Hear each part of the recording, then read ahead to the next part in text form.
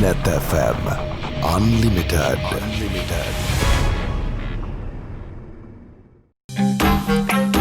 අයිබෝන් සුබ සන්ධ්‍යාවක් සුපුරුදු බදාදා net FM unlimited දේශපාලන සංවාදය අපි ආරම්භ කරන්න සූදානම් වෙන්නේ. අලුත් අවුරුද්දේ නව වසරේ පළවෙනි net FM unlimited දේශපාලන සංවාදය.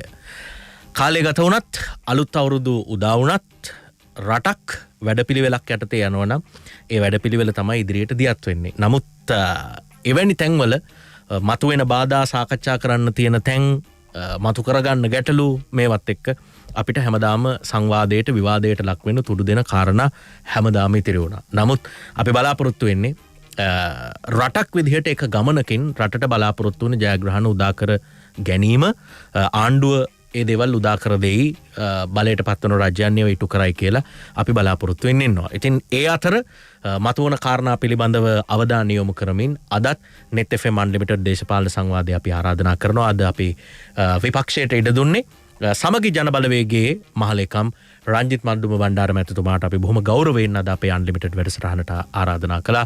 අයිබෝන් රංජිත් මන්දුම බණ්ඩාර මැතිතුමා. අයිබෝන්. සුබ නව වසරක් ඔබතුමාට. ඔබතුමාටත් එසේම වේවා. net FM කටයුතු සාර්ථක වේවා. අපි මේ දැන් අලුත් ආණ්ඩු වැඩ පටන් අරගෙන තරම් කාලයක් නෑ. ඒ කාලය අතරේ ලෝකයේම මුහුණ දෙන පොදු අභියෝගයකට ආණ්ඩුවට මුහුණ දෙන්න සිද්ධ වුණා. අනපේක්ෂිත කාරණා කළමනාකරණය කරමින් ආණ්ඩුව ඉස්සරහට යනවා. ජනාධිපතිතුමා පත් වෙලා අවුරුද්දයි මාස දෙකක විතර කාලයක් ගත වෙලා තියෙනවා. තව අවුරුදු 4ක් විතර තියෙනවා ජනාධිපතිවරණයක් පැවැත්වෙන්න. ඒ අතර සමගි ජන බලවේගය එකවරම ප්‍රකාශයට පත් කරනවා 2025 සමගි ජන බලවේගයේ ජනාධිපති අපේක්ෂකයා ඒ සජිත් ප්‍රේමදාස මැතිතුමා බව. ඇයි ඉක්මනට ඒ වගේ තීරණයක් ප්‍රකාශයට පත් කළේ රංජිත් මන්දුම් බණ්ඩාර මැතිතුමා? එතනින් ආරම්භ කරොත් හොඳයි කියලා හිතුණා. ඉක්මනට කියන්නේ මට මතකයි මාධ්‍යයෙන් මගෙන් ප්‍රශ්නයක් ඇහුවා සමගි ජන බලවේගයේ කවුද ජනාධිපති අපේක්ෂකයා කියලා. අපිට මතක් වුණා 2015 අපි එක්සත් ජාතික පාක්ෂික විදිහට අපි වෙන පක්ෂයක පුජ්‍යලයක් ජනාධිපති අපේක්ෂකයා කරා. එක්සත් ජාතික පාක්ෂික අවුරුදු 5න් බැට කෑවා. අවුරුදු 5න් බැට කෑවා. මම හිතන්නේ මේ රටේ කිසිම ප්‍රධාන පක්ෂයක් තමන්ගේ පක්ෂයේ නායකයා ඇරෙන්න අකමැති හෝ ජනාධිපති අපේක්ෂකයෙක් ඉදිරිපත් කළා නැහැ. 2015 තමයි කරේ. ඒකේ විපාකයේ එක්සත් ජාතික පක්ෂයට විඳින්න සිද්ධ වුණා. අද එක්සත් ජාතික පක්ෂය බිඳුවට වැටුණ එක හේතුවක් වුණා මේක. එක්සත් ජාතික පක්ෂ ආණ්ඩුව විතර වැඩ කරපු ආණ්ඩුවක් නෑ. වෙන ජනාධිපතිවරයෙක් පත් කරගත්ත නිසා තමයි අපිට එක්සත් ජාතික පක්ෂයට වැටෙන්න උනේ. ඉතින් අපි මේ පාඩම ඉගෙනගෙන මම කව වෙන පක්ෂවල කවුරුවත් අපි දාන්නේ නෑ. අපේ පක්ෂ ඉදිරිපත් වෙන නායකයා ඉදිරිපත් වෙන්න එපා. සජිත් ප්‍රේමදාස කියන්නේ තාම තාරුණ්‍යයේ ඉන්න මේ රටේ බොහොම අත්දැකීම් තියෙන දක්ෂ අවංක නායකයෙක්. කිවන මුණුත්තුරු ලොකුම චෝදනාව හොරකම් කරන එක. ඇන්ටිජන් ගන්න දෙනු සීනි ගන්න දෙනු කතා කරද්දී මම බැලුවා අපිට ඉදිරිපත් කරන්න හොඳම අපේක්ෂකයා තමයි සජිත් ප්‍රේමදාස. ඉතින් මම එතනදී කිව්වේ අපේ පක්ෂයෙන් අපි ඉදිරිපත් කරන්නේ. වෙන පක්ෂවල කවුරුත් ඉදිරිපත් කරන්නේ නැහැ. දැන් ඔබතුමාලා සාකච්ඡා කරන්නේ 2015 ජයග්‍රහණය රඳව ගන්න බැරි වෙච්ච එකනේ. හැබැයි මේ උපාය පාවිච්චි නොකරන සමහරවිට 2015 බලය ලබා ගන්නත් බැරි වෙන්න ඉඩ තිබුණානේ. ඒ කියන්නේ අපිට බලය පවත්වා ගන්න බැරි වුණා කියන තැන ඉඳලා සාකච්ඡාව අරන් ගියාට බලය ලැබුණේ කොහොමද කියන තැනට ගියොත් සමහර විට ඒ උත්සාහය නිසාම වෙන්න බැරිද බලය ලැබුණේ? නැත්නම් ඒකත් නොලැබෙන්න තිබුණා. මගේ අත්දැකීමේ විදිහට මම මොණරාල දිස්ත්‍රික්කේ මෛත්‍රීපාල සිරිසේන මැතිතුමාව කියලා මම දැක්කේ නේද පුදු පෙරමුණේ ඡන්දාව. ශ්‍රී ලංකා නිදහස් පක්ෂ ඡන්දාව. මම මතකයි මාදුවාවේ සෝබිත නායක ස්වාමීන් වහන්සේ අපවත් වෙන්න මාසයකට එකමාරකට විතර මට මුණ ගැහුණා. මම පන්සලට ගියා. උන්වහන්සේ දා කිව්වා අපි පළමුවෙන්ම යෝජනා කරේ කරු ජයසූරිය මහත්මයාව ජනාධිපති අපේක්ෂක කරන්න. ඒ වෙලාවේ රනිල් වික්‍රමසිංහ මහත්මයා කිව්වා එක්සත් ජාතික පක්ෂයට ඕන එක්කෙනෙක් පත් කරන්න කියලා. නමුත් කරු ජයසූරිය මහත්තයාවත් එදා දින්නවා. ඒ වැරද්ද එදා අපි කරගත්තා. ඉතින් මෛත්‍රීපාල සිරිසේන මහත්මයා නෙමෙයි කරු ජයසූරිය මහත්මයාව නම් මීට වැඩි ජයග්‍රහණයක් කරනවා. මීට වැඩි රටේ වැඩක් කරනවා. අපි ඒක නිසා තමයි කියන්නේ අපේ පක්ෂයේ අයෙක් ජනාධිපති අපේක්ෂකය යුතුයි. දැන් ඉන්නේ අපේ පක්ෂේ නායකයා. ඔව්.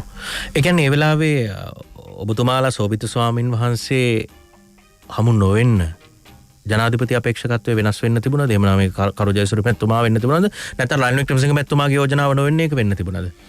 සෝබිත හඳුරු කිව්වේ කරු ජයසූරිය මැතිතුමා ඉදිරිපත් කරා. ඒ වෙලාවෙ වෙනකොට මේ රටේ සිවිල් සංවිධාන රට ආදරය කරන මිනිස්සු ආණ්ඩුව ප්‍රතික්ෂේප කරන මිනිස්සු හොරකම දූෂණය වංචාව ප්‍රතික්ෂේප කරපු අය සංවිධානාත්මක ගොඩ නැගුණා.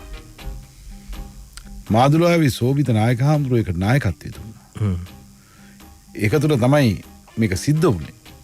මේ රටේ අපි අද පිළිගත යුතු කරුණක් තමයි තනි පක්ෂයකට බලයට එන්න බෑ. ඒ තියෙන සංවිධානය මේවා එක්කව වෙන්න ඕන. එදා ඉතින් කරු ජයසූරිය මහත්තයාවත් ඒක ජයග්‍රහණය කරනවා. ඔව් ඒ වෙලාවේ තත්ත්වය ගැන ඔබතුමා සඳහන් කරන්නේ මේ වෙලාවේ කල්ැතුවම ඔබතුමා විස්තර කරා ඒ ජනාධිපති අපේක්ෂකයා පත් කරේ කියලා. හැබැයි අවුරුදු 5ක් කියන්නේ රටවල් වල ලොකු වෙනස්කම් සිද්ධ වෙන්න පුළුවන් වෙලාවක් නේ. 2015 ඔබතුමාලා වටා ගොඩනැගුණු රැල්ල 2019 2020 වෙනකොට මහා පරිමාණයෙන් වෙනස් වුණා. දැන් මේ වෙලාවේ ඉඳලා ජනාධිපතිවරණයේ කාලය බැලුවොත් ඒ වගේම කාලයක් තියෙනවනේ. එතකොට උපාය මාර්ගික තීරණයක් නේ ගන්න ඕනේ. දැම්ම ඒ අපේක්ෂකත්ව කොන්ක්‍රීට් කරලා තියන්නේ ඇයි එහෙම? තමයි මේ රටේ ඉතිහාසය ගත්තොත් අපේක්ෂකත්වය කියන්නේ හැමදාම පක්ෂ නායකයා අගමැති හෝ ජනාධිපති අපේක්ෂක වෙලා තියෙන්නේ. ඒක අමුතුවෙන් කියන්න ඕන දෙයක් නෙමෙයි. මම ගැන ප්‍රශ්න අහපු නිසා මේ පොදු අපේක්ෂකයෙක් කෙනාද පොදු අපේක්ෂකයා කවුද කියුවෙන් පස්සේ මම කිව්වේ පොදු අපේක්ෂක අපේ පක්ෂයක් කෙනෙක් වෙන්න ඕන. අපේ පක්ෂෙන් ඉදිරිපත් වෙනවා නම් සජිත් ප්‍රේමදාස මහත්තයා. ඒ උත්තරේ මම දුන්නේ. හැබැයි දැන් ඉදිරියේ ඔබතුමාලා පක්ෂ සමාජිකත්වය වැඩි කරන්න මම හිතන්නේ දිනමු වැඩසටහනත් එක්ක ගමට යනවා සංවිධානය කරනවා තව පක්ෂ ඔබතුමාලත් එක්ක සම්බන්ධ කරගන්න බලාපොරොත්තු වෙනවා. එතකොට ඔය අවුරුදු 4 යද්දි තව ආයේ ඔබේ පක්ෂයේ සමාජිකයෝ වෙලා තියෙන්න පුළුවන් නේ. කිසි ප්‍රශ්නයක් නැහැ. අපේ පක්ෂෙට අපි විවෘතයි ඕන එක්කෙනෙකුට සමාජික වෙන්න. අපේ පක්ෂයේ අපේ කඳවුරේ දෙආකාරයකින් අපි මේ සටන් පෙරමුන්ට සටන ගෙනියන්න ජයග්‍රාහී සටන ගෙනියන්න කටයුතු කරනවා. ඒක තමයි සමගි ජන බලවේගය. සමගි ජන බලවේගය කියන පක්ෂය. එදා එක්සත් ජාතික පක්ෂයේ නායකයෝ අපිට දුන්න පොරොන්දු අපිට ඉදිරිපත් කරපු කරුණු ඉෂ්ට නොකරපු නිසා අපිට සිද්ධ වුණා සමගි ජන බලවේගයේ පිහිටවන්න. අපි පිටව ජය තීරණය හරි අපි. අපිට 54ක් වෙනකොට එක්සත් ජාතික පක්ෂයට එකක්වත් ආවේ නැහැ.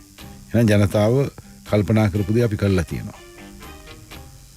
ඒ පක්ෂ පිහිටෙද්දී අපි වෙනින් පක්ෂයක් කරන් තමයි පිහිටුවේ. ඔය සාමාන්‍යයෙන් මේ රටේ ඉතිහාසයේ හැමදාම අලුත් දේශපාලන ගමනක් යනවා නම් මට මතකයි පොදු පෙරමුණෙත් වෙන පක්ෂයක් කරන් පිහිටුවේ. අපි පිහිටුවේ වෙන පක්ෂයක් කරන්.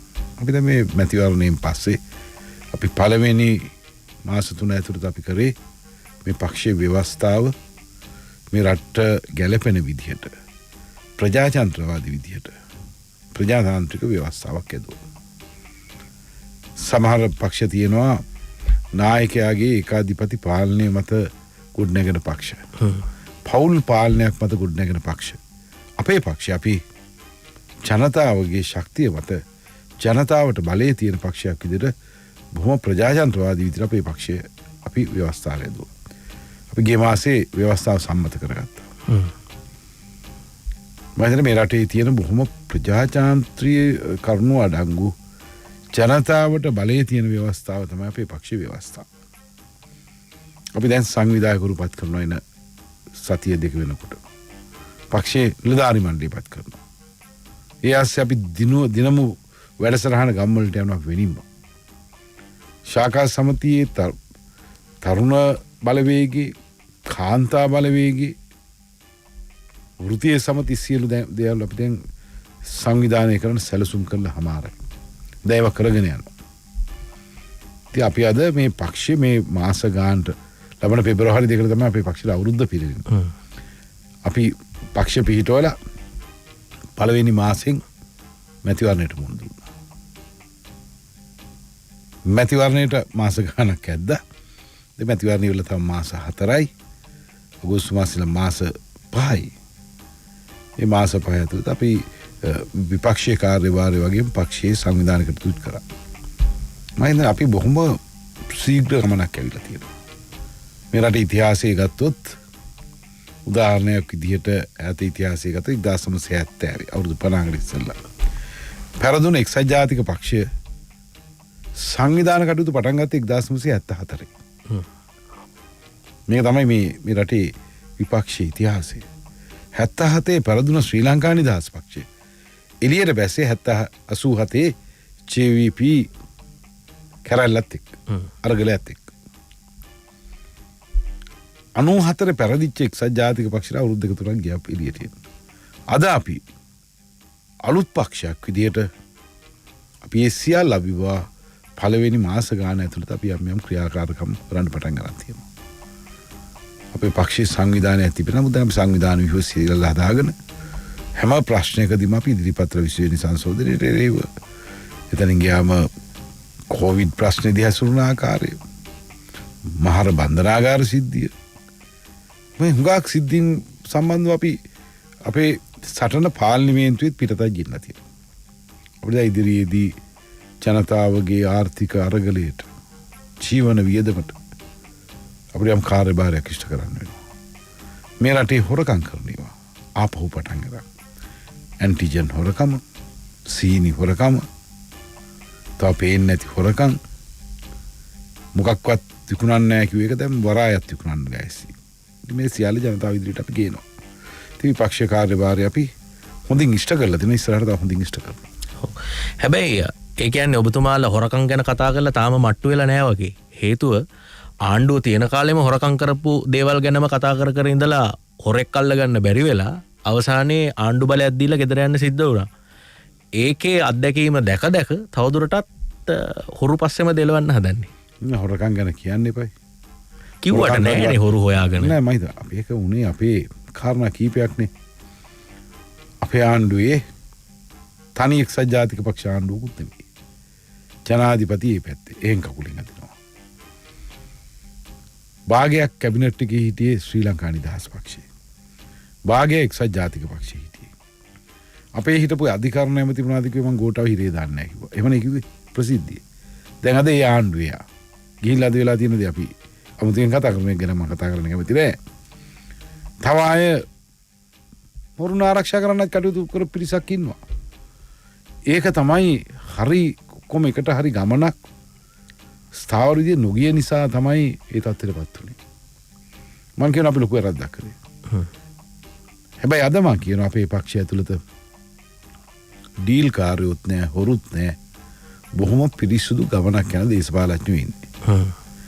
අපේ කොමන්තය ජනතාවට හෙළි කිරීම අපි හෙළි කරලා තියෙනවා. ඒව ගැන අවශ්‍ය කටයුතුත් කරනවා. ඔය ඔබතුමා පක්ෂ කියලා හැඳින්නුවේ මේ වෙලාවේ ඔබතුමාලත් එක්ක වාඩිලා ඉන්න කණ්ඩායම ගැනම වෙන්න පුළුවන් නේ. ඔව් දැන් මෙහෙමයි පක්ෂය කියන්නේ අපි දැන් මට ඒක කියන්න බැරුණා අපේ පක්ෂය සමගි ජන බලවේගය. ඔව්. අපිත් එක්ක තව පක්ෂ කීපයක් අපිට සන්දානගත වෙලා තියෙන ආණ්ඩුව. අපිත් එක්ක අවබෝධතා ගිවිසුම් වලින් ජාතික උරුමය මුස්ලිම් කොංග්‍රසය වතුකර කඳුරට ද්‍රවිඩ පක්ෂ දමිල කොංග්‍රසය මේ සියල්ල අපිත් එක්ක සන්දානගත වෙලා. අපි ආයි හදනවා අපි සන්දානයක්. මේ සියල්ලට සන්දානගත වෙන්න. සජාතික පක්ෂයට පුළුවන් අපිත් එක්ක සන්දානගත වෙන්න. ශ්‍රී ලංකා නිදහස් පක්ෂයට පුළුවන් ඕනනම් සන්දානගත වෙන්න. ඊයේ පෙරේද ආරාධනාවකුත් කරා. 37 නායක මහත්තයා. නෑ ශ්‍රී ලංකා නිදහස් පක්ෂයට කබීර් හෂිම් මැතිතුමාද කොහෙද? ඔව් කිසි ප්‍රශ්නයක් නෑ ආරාධනා කරේ අපි ඕන අයට අපි දොර විවෘතයි. ඒක කිසි ප්‍රශ්නයක් නෑ. ශ්‍රී ලංකා නිදහස් පක්ෂයම දැන් ආණ්ඩුව ගැන විවේචනය කරන්න පටන් ගන්න තියෙනවා. ශ්‍රී ලංකා නිදහස් පක්ෂයට කුඩම්මගේ සැලකිලි තියෙන්නේ. අපේ ආණ්ඩුව යටතේ අම්මට වැඩි සැලකුවා. දැන් 11 පක්ෂික කුඩම්මගේ සැලකිලි තියෙන්නේ. අපේ ආණ්ඩුවේ හොඳ ඇමතිකම් ටික දීලා තිබ්බේ. දැන් අපි දන්නවා ශ්‍රී ලංකා නිදහස් පක්ෂයේ ශ්‍රී ලංකා පොදු ජන පෙරමුණේ දීගේ එච්චර කල් යන්නේ නැහැ. ඒ හින්දා ඔබතුමාලා ආරාධනා කරේ. මේ අපි දැන් ඔබතුමාලා ව්‍යවස්ථාව සම්මත කරගත්තානේ. සමගි ජන බලවේගයේ ව්‍යවස්ථාව ඔබතුමාත් කියෝ වගේ අපිට දැනුණු විදිහටත් නායකත්වයට ලොකු බලතල ප්‍රමාණයක් දීපු ව්‍යවස්ථාවක් නෙවෙයි ඒක. නායකත්වයේ බබලවන ව්‍යවස්ථාවක් නෙවෙයිනේ. නමුත් දැන් පහුගේ කාලේ එහෙම පාඩමක් ඉගෙන ගත්ත එක්සත් ජාතික පක්ෂ ව්‍යවස්ථාවත් එක්ක නායකයා මැදිහත් වෙලා යටිපෙළට ඉඩ දෙන්න ගත්තු තීරණයක්ද නැත්නම් ඒ වගේ අභියෝගයක් ආවොත් ඔබතුමාලගේ නායකයාට ආරක්ෂා වෙන්න ඕනේ නැහැ ඔහුත් සාමාන්‍ය ක්‍රමයේ ඇතුළේ මේයි කියලා හිතලා ගොඩනගපු ව්‍යවස්ථාවක්ද ඒ කියන්නේ ඔබේ නායකත්වයේ අභියෝගයට ලක් වෙන්න පුළුවන් ඉස්සරහට එමනම් එහෙමයි සමගි ජන බලවේගයේ නායකත්වය අපි අපේ අලුත් ව්‍යවස්ථාව පදනම් කරගත්තේ අපි එක්සත් ජාතික පක්ෂයේ 46 ඉඳලා 94 වෙනකන් තිබ්බ ව්‍යවස්ථාව බොහොම ප්‍රජාතන්ත්‍රවාදී විදියට හදපු ව්‍යවස්ථාවක් ඒ ව්‍යවස්ථාව තිබ්බ කියලා 46 ඉඳලා 94 වෙනකන් නායකයාට කිසිම බලපෑමක් වුණේ නැහැ ප්‍රශ්නයක් වුණේ නැහැ නායකයෝ අස් වෙලා ගියා මම මතකයි මම අහලා තියෙනවා ඩඩ්ලි සේනානායක මහත්මයා 53 අස් වුණා අගමැතිකම සර් ජෝන් කුතලාවල මැතිතුමා 56 පෙරදුරෙන් පස්සේ අස් වුණා ඩඩ්ලි සේනානායක මහත්මයා 70 පෙරදුරෙන් පස්සේ ජයා ජයවර්ධන මැතිතුමා විපක්ෂ නායකකම දුන්න පක්ෂ බාර දෙන්න අවශ්‍ය මාර්ග මේක හැදුවා. ජයා ජයවර්ධන ජනාධිපතිතුමා දිස්ත්‍රික්කයක් මේවා කළ ප්‍රේමදාස මහත්මයා නායකත්වය දුන්නා. නමුත් 94 පස්සේ මට මතකයි 95 තිබ්බ කතරගම මහා සම්මේලන එක්සත් ජාතික පක්ෂය. තීරණය කරා පක්ෂයේ පුරප්පාඩුවක් ඇති වුණොත් පමණක් නායකයා පත් කරා. ඒ කියන්නේ ආවජීව නායකයා. ඒකනේ එක්සත් ජාතික පක්ෂයේ මේ රටේ ප්‍රබලතම පක්ෂයේ ඉඳලා 2019 වෙනකොට බිඳුවට බැස්සේ 2020 වෙනකොට හැබැයි යාවජීව නායකත්වයේ තියෙනවා යාවජීව නායකත්වයේ තියෙනවා ඒ නායකයා යන්න නැති විත්තිය මට පේන්නේ ඒක අපි දැක්කා අපි ඒකයි මේ තීන්දුව ගත්තේ අපි කියනවා මේ තීන්දුව ගත්ත එක හරි කියලා අපි ඉතින් ඒ විදිහට ප්‍රජාන නායකයාට යම් බලතරක් තියෙනවා නමුත් පක්ෂයේ බොහොම ප්‍රජාතන්ත්‍රවාදී අපි ජනතාව තෝරාපත් කරගත්ත අය තමයි අපේ පක්ෂේ බලතල තියෙන්නේ. උදාහරණයක් විදිහට අපේ පක්ෂයේ සාවර 4ක් තියෙන එකක් තමයි ජාතික සම්මේලනය, විධායක කමිටුව, විධායක කමිටුව කෘත්‍යාධිකාරී මණ්ඩලය සහ කළමනාකරන කමිටුව. කෘත්‍යාධිකාරී මණ්ඩලය ආසන වලින් නියෝජිතයෝ ප්‍රාදේශ සභා මන්ත්‍රීවරු සියලු දේශපාලන කාණ්ඩායම් වෘත්තීය සමිති තරුණ සංවිධාන කාන්තා සංවිධාන අනුබද්ධ සංවිධාන වලින් සමන්විත වෙනවා. අපේ විධායක සභාව පාර්ලිමේන්තු මන්ත්‍රීවරු පළාත් සභා මන්ත්‍රීවරු පළාත් පාලන ආයතන නායකයෝ විපක්ෂ නායකයෝ හෝ සභාපති හෝ නගරාධිපති අපේ වෘත්තීය සමිතිවල තෝරාගත්ත පිරිසක් සමගි තරුණ බලවේගයේ තෝරාගත්ත පිරිසක් සමගි වනිතා බලවේගයේ තෝරාගත්ත පිරිසක් අනුබද්ධ සංවිධාන වල නීතිඥ සංගමේ අපේ එහෙමයි හැදෙන්නේ 518 අතර ගානක් එයි නායකයන්ට පත් කරන්න පුළුවන් 50යි එතනින් තමයි අපේ පක්ෂයේ සියලු බලතල ක්‍රියාත්මක කරන්නේ නායකයා පත් කරන්නේ එතනින් ඊට පස්සේ කෘත්‍යාධිකාරී මණ්ඩලය 75 දෙනෙක්ගෙන් සමන්විත වෙනවා එදිනෙදා කටයුතු කරන්න කළමනාකරන කමිටුවක් තියෙනවා. ප්‍රජාතන්ත්‍රවාදී නායකයා පත් කරගන්න විධායක සභාව විධායක කමිටුවේ කෘත්‍යාධිකාරී මණ්ඩලයට බලතල තියෙනවා කෘත්‍යාධිකාරී මණ්ඩලයක් හැදවන්න සමාජිකින්ට අවස්ථාවක් තියෙනවා. ඉතින් මේ විදිහට මොහොම සංවිධායකව පත් කරද්දී නායකයා තමුණ විදිහට නෙවෙයි ආසනින් නායකයෝ විමසලා කළමනාකරන කමිටුවේ නිර්දේශයේ කෘත්‍යාධිකාරී මණ්ඩලයේ අනුවිත නායකයා තමයි පත් කරන්නේ. මේ විදිහට අපේ කෘත්‍යාධිකාරී මණ්ඩලයත් හැම කාණ්ඩායමම නියෝජන විදියට තියෙනවා. රංජිත් මද්දුම් බණ්ඩාර මහලේකම්තුමා ඔබතුමා ඔය විස්තර කරපු විදිහට වඩා ප්‍රජාතන්ත්‍රවාදී පසුබිමක තමයි ව්‍යවස්ථාව සහ පක්ෂයේ ව්‍යුහය සකස් කරලා තියෙන සමගි ජන බලවේගයේ. එවැනි පසුබිමක් ඇතුලේ ඇයි ජනාධිපතිවරණ අපේක්ෂකත්වයේ විතරක් ඔබතුමාලා ස්ථාවර කරන්න හදන්නේ? හැබැයි ඒක ඕන නම් ඔබතුමාලට ව්‍යවස්ථාවෙන්ම කරන්න තිබුණා. දැන් ඔබ ඒකට හේතු පැහැදිලි කරා. අපිත් අහන්නේ තව අවුරුදු 3යි මාස 10ක් අවම ඒ කියන්නේ උපරිම වශයෙන් තියෙනවා අවුරුදු 5න් ජනාධිපතිවරණට යනවා නම් අවුරුද්දයි මාස 2ක් මේ ගෙවිලා තියෙන කාලෙත් එක බැලුවට පස්සේ. ඉතින් පක්ෂය ඇතුලේ බිම්මට්ටමේ ප්‍රජාතන්ත්‍රවාදී ව්‍යුහයක් බිහි කරලා ඇයි එහෙම කල්ැතුවම ජනාධිපති අපේක්ෂකයෙක් නම් කරන්නේ? අපේ පක්ෂයේ ආස්ථාවේ තියෙනවා. මේ රටේ අපේ පක්ෂයේ සමාජිකයෙක් ජනාධිපති නම් උපක්ෂ නායකයා වෙනවා. ඔව්. එතකොට මං කිව්වේ ඒකේ අනිත් පැත්තනේ ඒක. ඔව්. ඒක නිසාරක ප්‍රකාශ කරා කියලා කිසි ප්‍රශ්නයක් නැහැ. ඔව්. ඉතින් මම කිව්වේ මම කිව්වේ සම්දානගත වුණාම පක්ෂයක් එක්ක වෙන පක්ෂවල කට්ටිය අපේ ජනාධිපති අපේක්ෂක වෙන්නේ නැහැ. අපේ පක්ෂෙ ඉච්චර බංකොලොත් නැහැ. ඒ කියන්නේ වෙන අය සම්දානගත වුණාම. හැබැයි පක්ෂේ සමාජිකත්වය අරගත්තොත් ඔව් බලමු අපි එදාට කල්පනා කරන්න පුළුවන්. දැන්ට අපිට ඉන්න සියල්ල පිළිගන්න නායකයා සජිත් ප්‍රේමදාස මහත්මයා. ඔව්. දැන් මේ ඔබතුමාලා බලාපොරොත්තු වෙනවා ඇත්තේ පක්ෂයක් විදිහට රටට හොඳ නායකයෙක් බිහි කරලා වඩා ජනතාව ආකර්ෂණය කරගන්න පුළුවන් නායකයෙක් බිහි කරලා ඔබේ කණ්ඩායම ජයග්‍රහණය කරවීම. ඒක සමහර විට පක්ෂය ඇතුලෙන් වෙන තැන්වලින් ඔබතුමාලත් එක්ක එකතු වෙන කණ්ඩායම් වලින් මෙහෙම කෙනෙක් බිහි වුණොත් ඒ කියන්නේ ඔහුට ඉඩ නැද්ද? ඔය සාකච්ඡා කරන ප්‍රජාතන්ත්‍රවාදය ජනාධිපති අපේක්ෂකයෝ තෝරද්දී නායකයෝ තෝරද්දී නැද්ද එහෙමනම්? නෑ අපේ ප්‍රත්‍යාධිකාරී මණ්ඩලයට බලය පැවරලා තියෙනවා ජනාධිපති අපේක්ෂකයා තෝරන එක. දැන් මම එදා කිව්වේ මේ ජනාධිපති අපේක්ෂකයා තීරුවනේ මගේ ප්‍රශ්නයක් ආවම උත්තර දුන්නා මම ඒකට. ඔව්. අර 2015 කරපු මෝඩකමයි කරන්නේ නැහැ කියලා. ඔව්. පක්ෂ එක්කනේ තමයි ජනාධිපති අපේක්ෂක. අපි එදාට තීන්දුව කරා පක්ෂ ව්‍යවස්ථාවේ තියෙනවා ජනාධිපති අපේක්ෂකයා තීන්දුව කරන්නේ අපේ පක්ෂේ. එතකොට දැන් ඔබතුමාලගේ පක්ෂයේ නායකත්ව මණ්ඩල සමාජිකයෙක් වන පාටලී චම්පික රණවක හිටපු ඇමතිතුමා 43 වන සේනාංකය පිහිටුවන්න යන්නෙත් සමගි ජන බලවේගයේ මේ ඉදිරි ගමන ශක්තිමත් කරන්නද? ඔව් දැන් එතුමා මේ සම්බන්ධව අපිට සාකච්ඡා කරා. එතුමා අපේ පක්ෂයට බැඳෙන්න යනවා. අපේ පක්ෂයේ කඳවුරු කීපයකින් අපි ආණ්ඩුවට විරුද්ධ කඳවුරු කීපයකින් තමයි අපිට මැතිවරණ සටනක් රාජ්‍ය විරෝධී වැඩපිළිවෙලක් ක්‍රියාත්මක කරන්න පුළුවන්. ඉතින් 43 වෙනි බලකායත් එක කඳවුරක් විතරක් කියලා. ඒකේ නායකයෝ නෑ කවුරුත්. මම පාටලී චම්පික එමතුමෙන් ඇහුවා මේකේ නෑ මම ඒකේ නායකයා නෙවෙයි ඒක සංවිධානයක් විතරයි. පක්ෂ සංවිධානයක් වගේම ඒක පක්ෂ සංවිධානයක් නෙවෙයි ඒක සාමාන්‍ය 43 කියලා කිව්වේ 43 නිදහස් අධ්‍යාපනය කියනාවේ. ඔව්. නිදහස් අධ්‍යාපනයෙන් බිහි වෙච්ච අය මේක ඉන්නේ. ඒකත් සමගි ජන බලවේගයට ශක්තියක් වෙන සංවිධානයක් විදිහට තමයි ඉදම හඳුන්වන්නේ.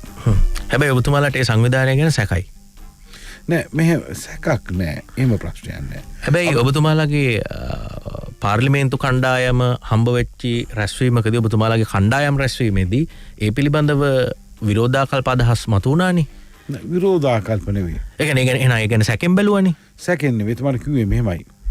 එතුමා කිව්වා මෙහෙම මේකක් පිළිහිනවා. අපි ඉතින් කිව්වා ඔබතුමාත් දැන් අපේ පක්ෂයේ සමාජිකත්වය ගන්න බලාපොරොත්තු වෙලා ඉන්නේ. ඔබතුමාට අපේ පක්ෂය අපි ඉදිරිපෙළේ තනතුරක් අපිට නමනවා. ඔබතුමා මේ හොඳයි නේද අපිත් වෘත්තීය වේදින්ගේ සංවිධානයක් තියෙනවා. එක අංශභාරව ප්‍රවීණව අපිත් එක්ක කටයුතු කරනවා. ඉතින් මේ සංවිධාන දෙකක් පිහිටෙව්වොත් හොඳ නෑ නේද පක්ෂයක් ඇතුළත. ඉතින් අපි දෙගොල්ලම එක්කවල එක සංවිධානයක් පිහිටුමු කියලා. එහෙමයි කතා වුනේ. ඔව්. ඉතින් ඇත්තටම එහෙමනම් ඇයි එහෙම සංවිධාන දෙකක්? ඉතින් මම ඒකනේ මාච්චි වෙයි. ඔව්. ඔබතුමාට එහෙමනම් ඇයි එහෙම මොකක් හරි හිතෙනවද? ඒ කියන්නේ එකම විදිහේ දෙකක් ඕනේ නැහැනේ එකක් තියෙන්න පුළුවන්. ඒක තමයි මමමයි කිව්වේ. දෙකක් ඕනේ අපි එකට කරමු කියලා. ඔව්. ඒකට එතුමා උත්තරයක් දුන්නද? නෑ එතුමා අපි යම් කාරණා සාකච්ඡා කරා. මම හිතන්නේ අපි මෙතනදී මම කිව්ව යුතු දේවල් තියෙනවා නොකිය යුතු දේවල් තියෙනවා. ඔව්. අපි අතල සාකච්ඡා කරනවා මම මෙතන කියන්න ඕනේ නෑනේ. ඔව්. මම දැන් අපි නෑ ඒක කිසි ප්‍රශ්නයක් වෙන්න අපි එනවා. ඔබතුමා කියනවනේ කිව යුතු දේවලුත් තියෙනවා නොකිය යුතු දේවලුත් තියෙනවා කියලා.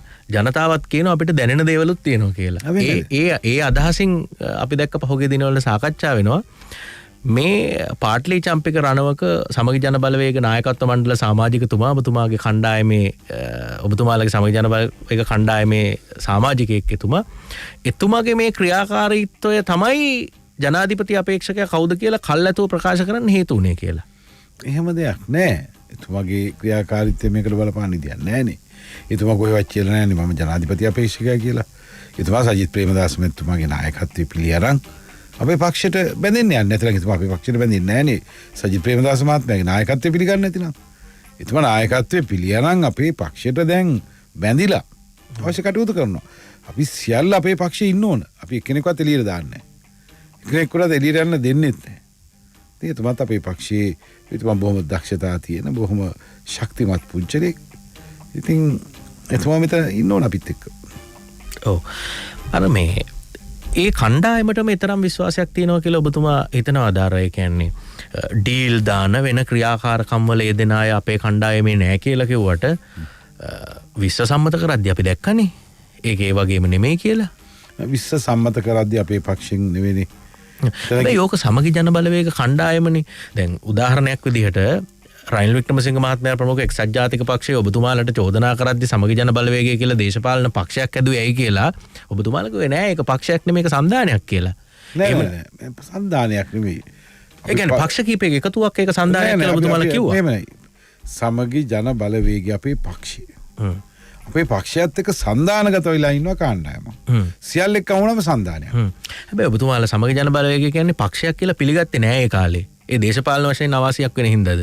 ඒ කියන්නේ එතුමාලා ඇහුවේම කවුද අපි පක්ෂයක් හදන්න ඉඩ දුන්නේ? අපි කිව්වේ සන්දානයක් හදමු කියලා. ඒතකොට ඔබතුමාලා කිව්වා ඔව් අපි සන්දානයක් නෑ හදුවේ. පක්ෂ කීපයක් අපිත් එක්ක ඉන්නවා. සමගි ජන බලවේගය කියන්නේ සන්දානයක් කියලා. ඔබතුමාලා කිව්වනේ ඒ කාලේ. අනිවාර්යයෙන්ම අපි දැන් එතනදී කිව්වා රනිල් වික්‍රමසිංහ මැතිතුමා කිව්වා මම පරණ කතා කරන්න උනත් නෑ සජිත් ප්‍රේමදාස මහත්මයාව ජනාධිපති අපේක්ෂා කරන්න පාර්ලිමේන්තු අගමැති අපේක්ෂා කරන්න සන්දානයක් හදාගෙන එන්න. නමුත් ඕකේ ලකුණේ ප්‍රශ්නයක් ආවනේ අපිට කිව්වේ හංසයා ගන්න. ගෙනාපු අය අන්තිමට ලකුණ විතරක් තියලා ගියා. ඔව් ලකුණ තියලා ගියා. හංසයා ගන්න. ඉතින් ලොකු ප්‍රශ්නයක් ආවා එතුමා හංසයා ගන්න. එතකොට මේ පක්ෂයේ ලේකම්ලා කවුරුත් වෙනස් වෙන්නේ නැහැ. අපිතර වෙන අපි නොදන්න අපිට පාලනයක් නැති අපිට විශ්වාස කරන්න බැරි ලේකම් කෙනෙක් යටතේ කොහොමද අපි සන්දානගත වෙන්නේ? ඔව්. සමහර ඉතින් අපි ඒක නිසා මෙතන මේ පක්ෂය අරන් අපි සන්දානගත වුණා. සන්දානගත වුණා කියන්නේ පක්ෂයේ පිහිටවල මොකද අපිට වෙලා සන්දානයක් පිහිටවන්න කාලයක් ගත වෙන්න ඕන. මැතිවරණ නීති රීති අනුව මැතිවරණ දෙපාර්තමේන්තුවේ සන්දානයකට අවුරුදු ගානක් අපි අවුරුදු 4ක් දෙන්න ඕනේ වාර්තා. ඉතින් අපිට ඒක පිළිවන්න එහෙම නැහැ. හැබැයි රනිල් වික්‍රමසිංහ මහත්මයාත් ඔය අපේ ජාතික පෙරමුණේ අපේ පක්ෂයේ ඉස්සලා නම. අපේ ජාතික පෙරමුණේ ෆෝම් පුරවලා තිනවා එතුමා නායක මෙයා ලේකම් කියලා කවුද අපේ රාජ්‍යසේන රත්න මැතිතුමා. ඔව්. ඉතින් ඒකම තමයි අපිත් කරේ. ඉතින් එතුමාට කරන්න හොඳ අපි කරමු මොකද වෙන්නේ? ඔව්. කොහොම හරි මගේ ප්‍රශ්නේ උනේ ඔබතුමාලා දැන් අර 19 දී 20 වෙනි සංශෝධනයේදී ආණ්ඩුවට උදව් කරපු කණ්ඩායම අපෙන් කවුරුත් ගියේ නැහැ කියලා කියන්න අවශ්‍ය පදනමක් විදිහට ඔවුන් අපේ පක්ෂ නෙමෙයි කියලා කියනවා. හැබැයි උනට මේමයි. එතන අපිත් එක්ක සන්දානගත වෙච්ච කණ්ඩායමක් නේ. ඔව්. මුස්ලිම් පක්ෂවල කීප දෙනෙක්. මුස්ලිම් පක්ෂ දෙක. දෙමළ පක්ෂවල එක්කෙනෙක්. ඒගොල්ලෝ සමගි ජන බලවේගයේ නෙමෙයි සමගි ජන බලවේගයේ එක්කෙනෙක්. ඔව්.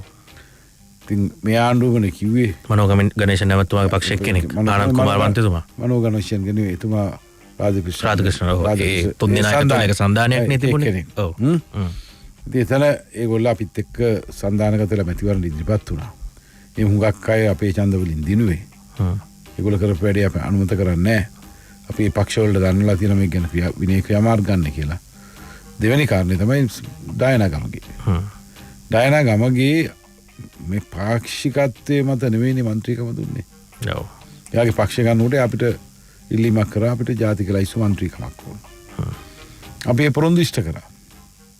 ඩයනා ගමගේ ඒ වගේ දේශපාලනට විරුද්ධ තීන්දුව ගත්තට අපිට වක් කියන්න බෑ. නියම පාක්ෂිකවන්න නැහැ කරන්නේ නැහනේ. පක්ෂ උපලේකම් නම්. දැන් ඉතින් ගියා අපි දැන් විනය ක්‍රියාමාර්ගය අරන් තියෙනවා. අපි ආයෙත් කරන්න අවශ්‍ය කටයුතු කරනවා.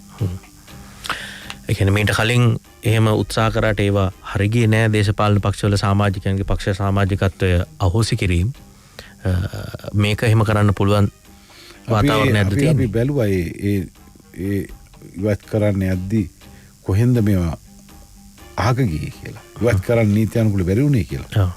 ඒ වැටකඩලු ඔක්කොම බැඳලා අවශ්‍ය පියවර ගන්නවා. හකීම් මැතිතුමා, රාධකෘෂ්ණන් මැතිතුමා, රිෂාඩ් බදියුදීන් මැතිතුමා ඒගොල්ලෝ ඒ අය ගිය අය සම්බන්ධයෙන් විනය පරීක්ෂණ තියලා ඔබතුමා සමගි ජන බලවේගයේ මහලේකම්වරයා විදියට ඔවුන්ට කිව්වා මේ සම්බන්ධයෙන් විනය පරීක්ෂණයක් කරලා මොකද තත්ත්වය කියලා ඔබතුමාට දන්වන්න කියලා. ඒ අය එහෙම දන්නවද? තාම දන්නේ නැහැ. තාම දන්නේ නැහැ. ඒ ඇයි දා විමසීමක් කරනවා. ඔව්.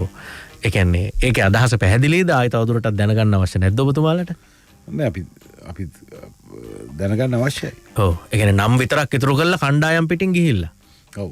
එතුමාලා හගේ මැමතුමාත් එක්ක මම ළඟදී කතා කරා. ඔබතුමාගේ කීමට විරුද්ධව නේ ගියේ. ඔව්.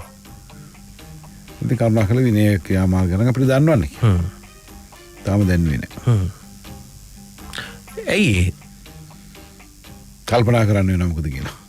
සමහරු කියනවා මේ එතුමාලගෙත් ආශිර්වාදයක් තිබුණාද දන්නේ නැහැ කියලා. අපි දන්නේත් නෑ.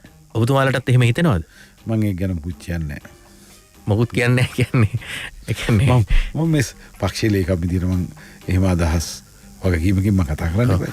ඔව්. ඒ කියන්නේ හිතන දේවල් කතා කරන්න බෑනේ. ඔව්. ඒ කියන්නේ සමහරුන්ට තියෙන සැකය සමහර විට ඔබතුමාටත් තියෙන්න පුළුවන්. නෑ මම ලේකම් විදියට මට සැකයක් තියෙන්න පුළුවන් නැතිවෙන්න පුළුවන්. නමුත් වගකීමකින් තොර ප්‍රකාශ මම කරන්නේ මේ පක්ෂ ප්‍රධාන ලේකම්වරයා විදියට. හොඳයි අපි විරාමයක් ලබා ගන්න සූදානම්. සමගි ජනබලවේගයේ මහලේකම් රංජිත් මද්දුම් බණ්ඩාර මැතිතුමත් එක්ක අපි අන්ලිමිටඩ් සංවාදයේ දීලා ඉන්නේ. net fm ඔස්සේ අහන, Facebook ඔස්සේ බලන ඔබට දිගටම වැඩසටහන සමග රැඳෙන්න ආරාධනා කරමින් අපි ප්‍රවෘත්ති විරාමය ලබා ගන්නවා. Net FM Unlimited. හොඳයි අපි නැවතත් net fm unlimited සමග රංජිත් මද්දුම බණ්ඩාර සමගි ජනබලවේගයේ මහලේකම්තුමත් එක්ක අපේ unlimited සංවාදයේ දීලා ඉන්නේ. මම ආරම්භයේදී කිව්වා වගේ පත්තුණු ආණ්ඩුවට අලුත් අභියෝග කීපයකට මුහුණ දෙන්න සිද්ධ වුණා. ඒක පොදු ජන පෙරමුණ ප්‍රමුඛ ආණ්ඩුව ආවත්, සමගි ජනබලවේගයේ ප්‍රමුඛ ආණ්ඩුව ආවත්, කවුරු ආවත් මුහුණ දෙන්න වෙන අභියෝගයක්. ලෝකේ හැම රාජ්‍ය නායකයෙකුට මේකට මුහුණ දෙන්න සිද්ධ වුණා. සමහර විට ඇතැම් නායකයන්ගේ ඉරණම තීරණ තැනටත් පත් වෙන්නේ නැති මේ අර්බුදේ මේ වසංගතය. නමුත් මේ වෙලාවේ ආණ්ඩුවක් විදිහට දේශීය ආර්ථිකයක් ගොඩනගන්න අරගෙන තියෙන උත්සාහය පිළිබඳව ඔබතුමාලට සෑහීමට පත් වෙන්න පුළුවන්. ඒ සම්බන්ධයෙන් එකඟතාවක් තියෙනවද? මම හිතන්නේ ඔබතුමාට වැඩිපුර දැනෙනවා ඇති. ඔබතුමා මොනරාගල දිස්ත්‍රික්කේ නියෝජනය කරන, ඌව පළාත නියෝජනය කරන දේශපාලනඥයෙක්. ඔබේ ප්‍රදේශවල ජනතාවටත් ඒ විශාල වශයෙන් ඉඩ තියෙන බිම් ශාස්ත්‍රීය කරන්නත් මේ වැඩපිළිවෙල හොඳ වැඩපිළිවෙලක් විදිහට ඔබතුමාලට දැනෙනවද රංජිත් මද්දුම් බණ්ඩාර මැතිතුමා? මම හිතනවා ඔබතුමා කාරණා කීපයක් කිව්ව. එකක් දේශීය ආර්ථිකය. ඔව්. අනිත් එක තමයි COVID-19 නිසා රජය යම් ලෝකයේ හැම රජයක්ම යම් ප්‍රශ්නවලට අපහසුතාවලට මුහුණ දුන්නා. නමුත් මං කියන්නේ මේ COVID-19 එකෙන් ප්‍රයෝජන ගත්තේ මේ ආණ්ඩුව. මහා මැතිවරණයකදී COVID පාලනය කරා කියලා මේ ආණ්ඩුව එළියට ආවේ. මහා මැතිවරණදී පෙන්වුවා පුම්බලා ගෝඨාභය රාජපක්ෂ තමයි මේ ලෝකේ COVID පාලනය කරපු එකම නායකයා කියලා. ලංකාව දෙකට තියෙන්නේ කිව්වා. දැන් මොකක්ද වෙලා තියෙන්නේ? දැන් සාර්ථක භාවය පේනවා නේද? අපේ සර් ෆේල් කිව්වේ ඒකනේ. දැන් ලෝකේ ඉදිරියට ගිහලා COVID ආසාදිතව 45000 පන්නලා. මරණේවා සමහර ඒවා ගණන් ගන්නෙත් නැහැ. ගණන් කරන්න බෑ. පාලනයෙන් තොරව ගිහිල්ලා. අනිත් එක තමයි රටේ ආර්ථිකය, දේශීය ආර්ථිකය. රටේ ආර්ථිකය ලෝකේ අනිත් රටවල් කොවිඩ් එකත් එක්ක ආර්ථිකයත් හදාන ගියා. කොවිඩ් එන්නේ ඉස්සලා අපේ රටේ කට්ටිය ආර්ථික විනාශ කරගත්තා. ඇවිල්ලා ඉස්සල්ලාම කරේ පොහොසතුන්ට බදු සහන දුන්න එක. රටේ ආදායම බිලියන 600ක් 700ක් අඩු වුණා. ආණ්ඩුව පත්තුනේ දුප්පතා වෙනුවෙන්. ආණ්ඩුව වැඩ කරේ තමන් වෙනුවෙන් සල්ලි වේදම් කරපු, සමන් වෙනුවෙන් කටයුතු කරපු ගජ මිතුරන්ට සහයෝගය දෙන්න. මම එතනට පුංචි එකතු කිරීමක් කරන්නද? දැන් ඒ කියන්නේ අපේ රටේ ආර්ථිකයේ ලොකු හැකිලීමක්නේ පහුගිය කාලේ තිබුණේ. ආයෝජකයන්ට ආයෝජනය කරන්න හිතකර පරිසරයක් නෙමෙයි නිර්මාණය වෙලා තිබුණේ. හැබැයි බදු සහන දෙන්නේ ආයෝජකයන්ට තමයි, ව්‍යාපාරිකයන්ට තමයි. ඒ කියන්නේ ව්‍යාපාර අකුල ගන්න, ව්‍යාපාර වලින් ඉවත් වෙන්න, වෙළඳපොලෙන් ඉවත් වෙන්න හදන ව්‍යාපාරිකයින් තවදුරටත් ව්‍යාපාර ලෝකයේ රැඳී සිටීම, ව්‍යවසායකයන් විදියට කටයුතු කිරීමට උත්තේජනයක් වෙන්නේ නැද්ද උන්ට බදු සහන ලබා දීම? බදු සහන කියන්නේ ලෝකේ හැම රටක්ම බදු අය කරනවානේ. ඔව්. සාමාන්‍යයෙන් අපේ ආසාව උපාය මාර්ගිකව අවස්ථානුකූලව තීරණ ගන්න වෙලාවලුත් තියෙනවා. රටක් උදව් කරන්, රටක් මිනිස්සුන්ට වැඩ පඩි ගෙවන්න, රටේ සංවර්ධනයට මුදල් අවශ්‍යයි. මේ ආසියා කරේම බදු ආදායම 120කට එහා තියෙන්නේ. මම හිතන අඩුම රට ලංකාවේ තිබ්බේ 18%. පහුගිය ආණ්ඩුවේ රාජපක්ෂ ආණ්ඩුව 109 වෙනකම් බැස්සුවා. අපිට බදු ආදායම ගන්න ඕනකම තිබ්බා.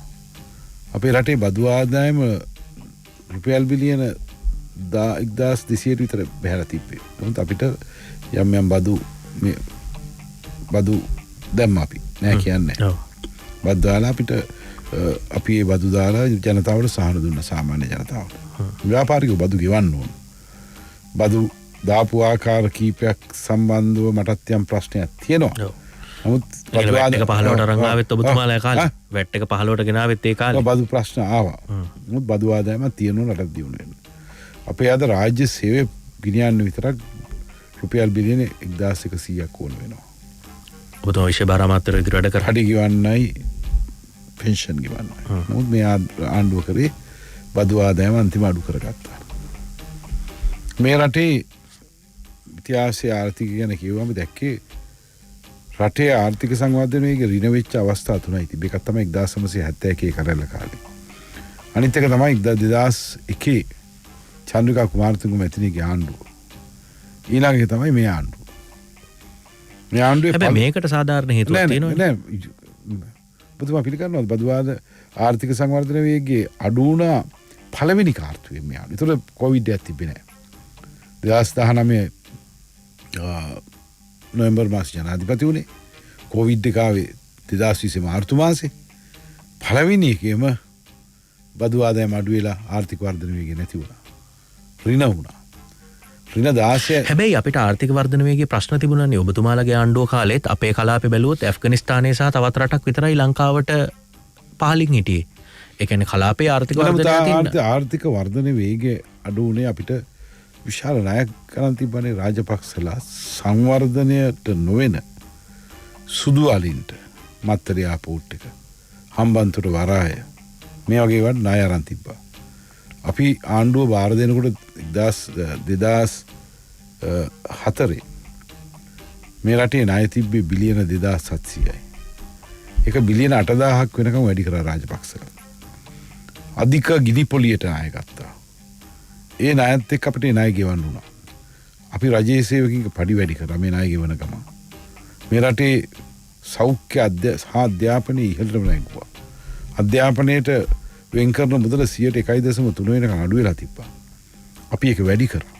ළඟම පාසල හොඳම පාසල වැඩි පිළිවෙල. එතනින් ගියන් පස්සේ මහවැලියෙන් පස්සේ ලුකුම ජලාශය මොරගහ කන්ද. අපේ පැතිවලත් වැව් හැදෙන්න පටන් ගත්තා.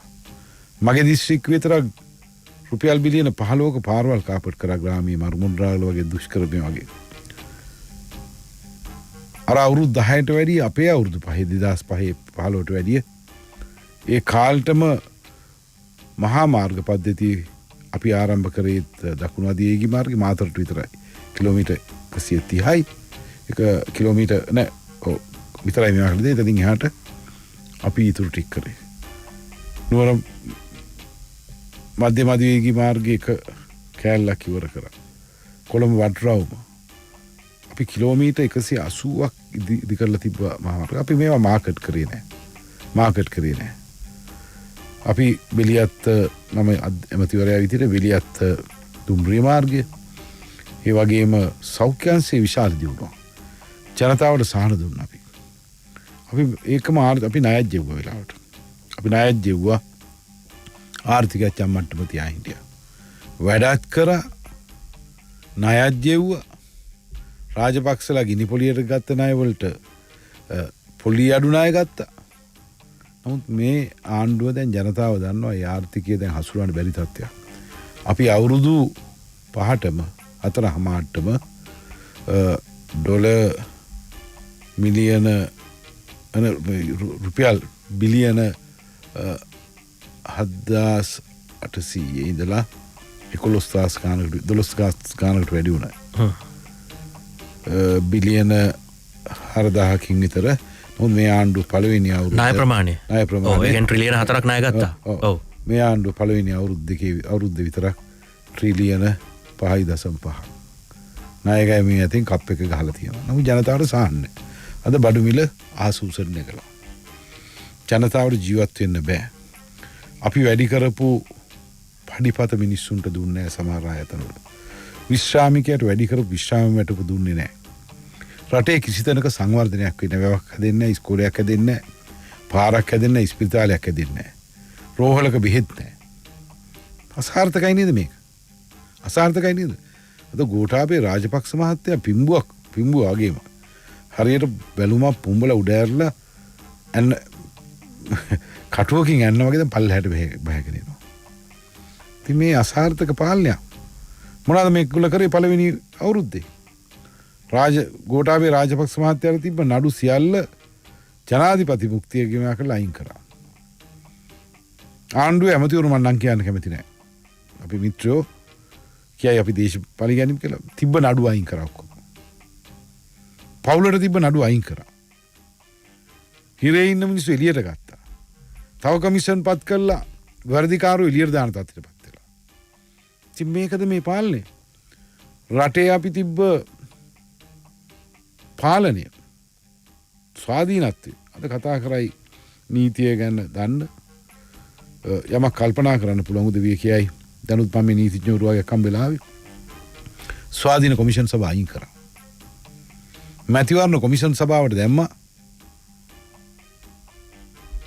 රාජපක්ෂ දේශපාලන ව්‍යාපාරයේ ප්‍රමුඛයෙක්. රාජ්‍ය සේවා කොමිෂන් සභාවට දැම්මා. රජයත් එක්ක ගනුදෙනු කරන බිස්නස් කාර්යෝ ටිකක්. රජයෙන් උදව් කරපු බිස්නස් කාර්යෝ ටිකක්. මේක ස්වාධීනත්වය. අධිකරණ කොමිසමම දෙයියන්ගෙන් පිටයි. අපිට කියන්න තියෙන්නේ මේ රට නැවත ගල් යුගයකට ගෙනියන්න මේ ආණ්ඩුව කටයුතු කරනවා. 20 වෙනි සංශෝධනය කරේ ඒක. අද රාජ්‍ය සේවයට මිලිටරීකරණයක් හමුදාවට අපි සලකනවා. හමුදාවෙන් යුද්ධයක් කරන්න. හමුදාව ඉගෙන ගන්න යුද්ධ කරන්න. නමුත් මාධ්‍යවේදී වෙන විශේෂඥයෙකුට ඇවිල්ලා මාධ්‍යවේදී වැඩේ කරන්න පුළුවන්ද? පරිපාලන සේවයට රාජ්‍ය සේවයට ක්‍රම සම්පාදන සේවයට විධායක ශ්‍රේණි වල පුරුදු පුහුණු කරපු අය ඉන්නවා. ඒගොල්ලෝ අයින් කළා. අද මේවට දානවා යුද්ධ කරන්න පුරුදු වෙච්ච අය. අද දිස්ත්‍රික්ක 25ටම දාලා සාමාන්‍ය දිස්ත්‍රික්ක වලට දානවා විශේෂ නිලධාරි විදිහට යුද්ධය 1971 යුද්ධේ කාලේ දැම්ම බ්‍රිගේඩියර්ලා පත් කරා. 88 ඇරියා බ්‍රිගේඩියර්ලා. දැන් මේ යුද්ධයක් නැතුව ඇරලා තියෙනවා බ්‍රිගේඩියර්ලා. රංජබන්දු මන්තුවා එතකොට බ්‍රිගේඩියර්ලා මේ වෙලාවේ මොනවද කරන්න ඕන? දැන් එක පැත්තකින් යුද්ධයක් කියන්නේ ඉස්සරහට ඒ කියන්නේ කලාපයක් සමතලා කරන්න පුළුවන් මිසයිලයක් ඇතුලේ වුණත් ඇහැට පේන්නේ නැති කොරෝනා වෛරසයකට ජීවිතයක් නැති කරන්න පුළුවන් කියලා පේන්න තියෙද්දි ආයිමත් බෝම්බ පත්තු කරන එකක් නැහැ, RPG යවන එකක් නැහැ, රොකට් ලොන්චර් යන එකක් නැහැ, වෙඩි තියන එකක් නැහැ, යුද්ධ ඇති වෙන එකක් නැහැ කියලා සමහරව විශ්වාස කරද්දි තවදුරටත් ආයුධ වලින් ගහගන්නේ නැහෙනි. සමහර ලාවට ලෝකේ වෛරස් වලින් ගහගනි, වෙන දේවල් වලින් ගහගනි. එතකොට ඒ වගේ වෙලාවකට හමුදාවකට ක්‍රියාත්මක කළේව මර්ධනය කරන්න මැදිහත් වෙන්න බැරිද? ඒක වැරදිද? හමුදාව මේකට මැදිහත් වුණාට කිසිම ප්‍රශ්නයක් නැහැ. අපිට ඒකට කිසි ප්‍රශ්නයක් නැහැ. කොරෝනා මර්ධනය කරන්න හමුදාව මේවා කරන්න. නමුත් ඒකේ තීරණ ගන්න ඕන ඒ සම්බන්ධ වෙන විශේෂඥෝනේ මං කියන්නේ. විශේෂඥෝනේ. මං කියවර පරිපාලන සේවය ගැන මං කිව්වේ. පරිපාලන සේවය පැත්තක තියෙද්දි අද රාජ්‍ය ආයතන වලට හමුදා නිලධාරීන් දානවා. මම මේක හොඳයි කියන්නේ. හමුදාවට බයින් එකක් නෙවෙයි මං කියන්නේ. මේ ගන්න තීරණවල හමුදාවින් නිලධාරීන්ට අපි කරු කරනවා. නමුත් යන්න මේ තීරණය සාධාරණ තීන්දුවක්ද? මේකම තමයි මියන්මාරේ උනේ. මියන්මාරේ වැල්වි ටිකෙන් ටික හමුදාවට කට්ටිය ගත්තා. හමුදාව පාලනයට ගත්තා. ආයතන වල ප්‍රධානීන් හමුදාව කරා. පරිපාලන නිලධාරී අයින් කරා. මට සැකයක් තියෙනවා මේ රටේ ඒක වේග දෙනවද කියලා. ඒ කියන්නේ උන් නිලධාරීන් විදිහට ඒ වැඩේ කරලා පෙන්නුවොත් ඒත් ඔබතුමාලගේ විවේචනය කරනවද? නෑ නිලධාරී මං අහන්නේ අනිත් අය අසමත්ද කියලා අහන්නේ. හැමතැනම නෙමෙයි අපේ රටේ. මම උදාහරණයක් විදිහට ගන්නේ අපේ රටේ රාජ්‍ය සේවය පිළිබඳව පොදු විවේචනයක් කාටත් තියෙනවා. ඒක ඔබතුමාලත් කරන්නේ නැති, මෑත ආණ්ඩුවත් කරන්නේ නැති, මාධ්‍යත් කරනවා ඇති, තව තැන් වලත් කියනවා ඇති. රාජ්‍ය සේවයේ බොහෝ තැන් කාර්යක්ෂම නැහැ කියන එක පැහැදිලි. ඒ කියන්නේ ඵලදායීතාවක් නැති රාජ්‍ය සේවයක් වෙනුවෙන් හැමදාම ආණ්ඩුව ආවට පස්සේ රස්සා දෙනවා, පඩි වැඩි කරනවා. ඒ කියන්නේ සේවකයන්ට සහාය කණ්ඩායම් වලට මේ බැනාඩ ගහනවා නෙමෙයි. මේක විධිමත් කරන්න ක්‍රමවේදයක් නැතුව ඔවුන් අකාර්යක්ෂමයි කියන තැන හැමතැනම සාකච්ඡා කරලා තියෙනවා. ඒකම දෙයක් ඇතුලේ ක්‍රමවේද වෙනස් කරලා රාජ්‍ය සේවය හොඳ නැතිනම් රාජ්‍ය සේවය ප්‍රතිව්‍යුහගත කරන්න එපයි. ඔව්. රටේ සංවර්ධන වෙන රාජ්‍ය සේවයක් ඇති කරන්න එපයි. මාත් පිළිගන්නවා රාජ්‍ය සේවයේ සමහර දැන් තිබ්බා ප්‍රතිව්‍යුහගත කරන්න ඕන. කොලෝනියල් පීරියඩ් අධිරාජ්‍යවාදී ක්‍රමයේ තිබ්බ රාජ්‍ය සේවයක් තිබ්බා. රාජ්‍ය සේවයේ වැඩ නොකර හිටියා.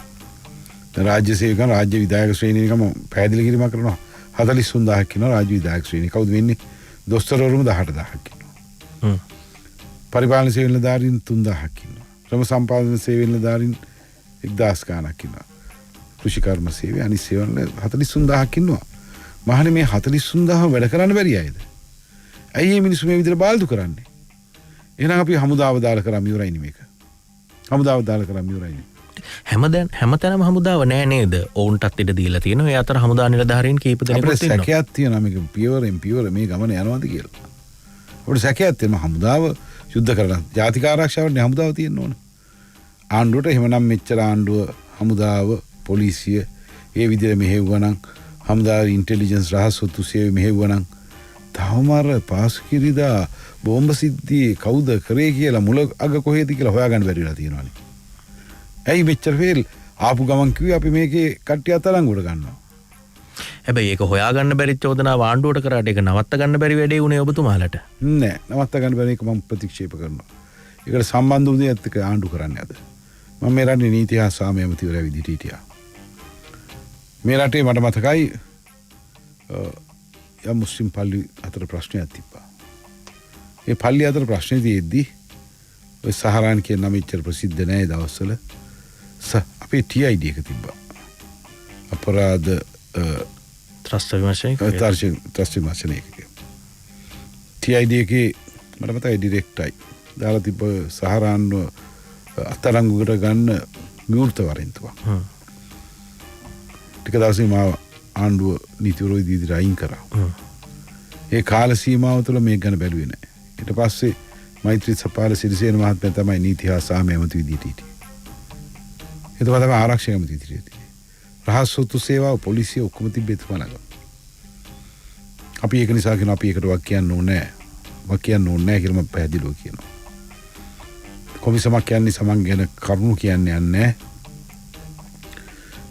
හැබැයි ඒ කොමිසම හමුවේ පැහැදිලි වෙනවා ඒ රජයේ නිලධාරීන් ඇතැම් ඇමතිවරුන් කොච්චර නිද්‍රාශීලී ප්‍රතිපත්තියක ඉඳලා තියෙන්නේ කියලා. ඒ කියන්නේ ඔව් දැන් ඒකේ ප්‍රතිඵලය තමයි ඇවිල්ලා නැති. කවුද ඇමති? මෙමය මම ඒකට තක්සේරු නොදී ඉන්නම්. නීති හා සාමය ඇමති. ඔව් ඒ කියන්නේ ඔබතුමත් එක කාලෙකේ අපි ඉන්න කාලේ විෂය අපි හරියට කරලා තියෙනවා. ඔව් ඊට පස්සේ ඒක උනේ. ඔව් නේ අපිට ඒ කියන්නේ පේනවා මාධ්‍ය වාර්තා කරනවා net news වලින් අපිනුත් කියනවා. අපි කියන්නේ අපි කියපුවා නෙමේ කොමිසමේදී ඔවුන් කියපු වචන ඒ වාක්‍ය පිටින් අපි කියනවා. එතකොට ඒව එකිනෙකට පරස්පරව ගැටෙන තැන් ඕන තරම් පේන්න තියෙනවා. ඉතින් දැන් සමහර වෙලාවට අරින් කියන්නේ මෙහෙමයි. ඔව්. සජාතික පක්ෂයක් කියන්න ඕනේ.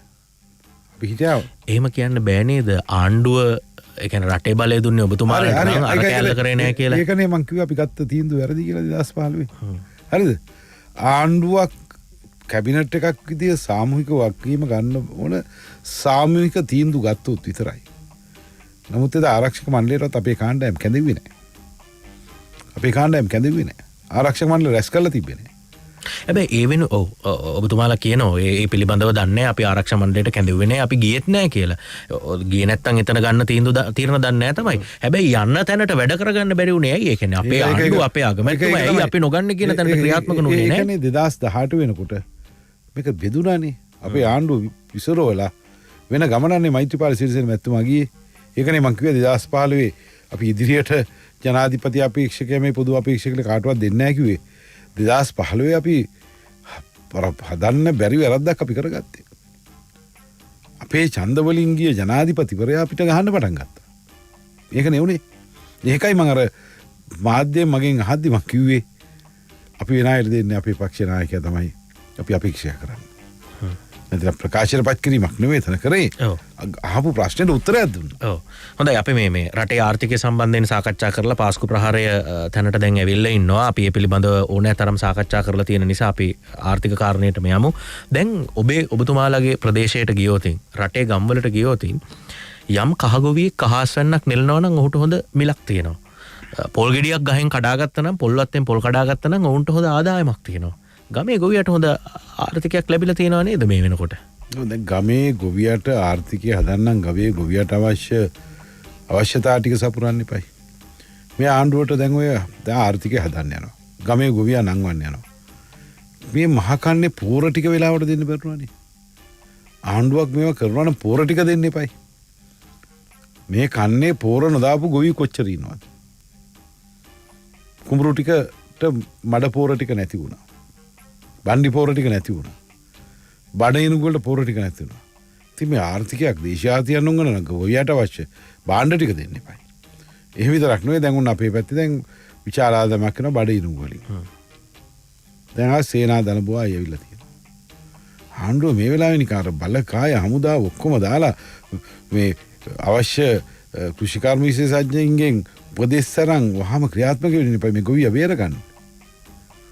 දැන්ටමත් කියලා තියෙනවා බඩිනුගු අස්වැන්නෙන් 3 එකක් නැති වෙනවා කියලා මේ සේනාදල් බඩ. කට කිව්වට ටෙලිවිෂන් කීපයකින් බොරු ප්‍රචාර ගෙනිච්චට මදි. ඒ ගොවියට ඕන පහසුකම් සපයන්නේ. එහෙම එකක් කරන්නේ නැහැ නේ මේ ආණ්ඩුවද. දැන් වී ගොවියා සම්බන්ධව වී අස්වැන්නෙන කාලට වී 45යි. මම ගොවි ප්‍රදේශයක ඉන්නේ. දැන් මේගොල්ලෝ කන්න කීපයක අස්වැන්න ගත්තනේ. 45ට ගන්නවා වී මෝල් හිමියෝ කීපදෙනෙක්. හාල් විකුණා වී 45ට ගත්තනම් අපේ කාලේ අපි 75ට 80ට හාල් දුන්නා. අද ගොවියට ලැබෙන්නේ 45යි. හැබැයි වී නැති වෙනකොට වී හිග වෙනකොට අටුවේ වී ගොවියගේ නැති වෙනකොට මෝල් හිමියගේ ගබඩාවේ වී තියෙනුනේ වී 70යි. පාරිභෝගිකයට නෑ ගොවියටත්. අන්නු මහලුකුවට කිව්වා එක නීතියක් එක රටක් එක නීතියක් කියලා. අර මෝල් හිමියෝ ඔක්කොම ආණ්ඩුවේ කට්ටිය. 3 දෙනෙක් කැමතිවරුන්ගේ මෝල්. දෙන්නේ කැමතිවරුන්ගේ මෝල්. 3ක් තව මන්ත්‍රීවරයෙක්ගේ සහෝදරයෙක්ගේ මෝල්. ගොවියට සහනෙත් නෑ. පාරිභෝගිකයට සහනෙත් නෑ. ආණ්ඩුවට මේක පාලනය කරගන්න බෑ. මට මතකයි පාරිභෝගික අධිකාරියේ සභාපති ගිහිල්ලා කිව්වා කනට ගහනවා කියලා. මොකද අන්තිමුනේ හාල් ගැසට් කරනවා 91යි කියලා. මෝලේ මුදලාලි ඇවිල්ලා මෝල් කාරයල කෑ ගැහුම 98 කරා. අද 110යි 20යි. කොහොමද ගොවියර සාහනයක් තියෙන්නේ? කියන්න බලන්න. මේක තමයි මේ ආණ්ඩුවේ ප්‍රතිපත්තිය. ඉතින් ඇත්තටම මේ වෙලාවේ රුපියල් 50ට සහතික මිලක් අවම මිලක් වී වලට දාලා තියෙන ආණ්ඩුව රජයේ මැදිහත් වෙලා. හැබැයි ඒක පැහැදිලිව මේ වෙලාවෙත් 55ට ගත්තේ කියලා. මේ වෙලාවෙත් වී 60ට 62ට යනවා. අපි දනොත් යන වෙලාවල් තියෙනවා. තව ඊට වඩා යනවාද කියන්නේ නැහැ. ඔබතුමා කියන එක හරි. මාත් ගොවියෙන්න මේක අහන්න ගොවියගේ අස්වැන්න ඉන්න කාලෙට කීයද කියලා. 45යි 42යි.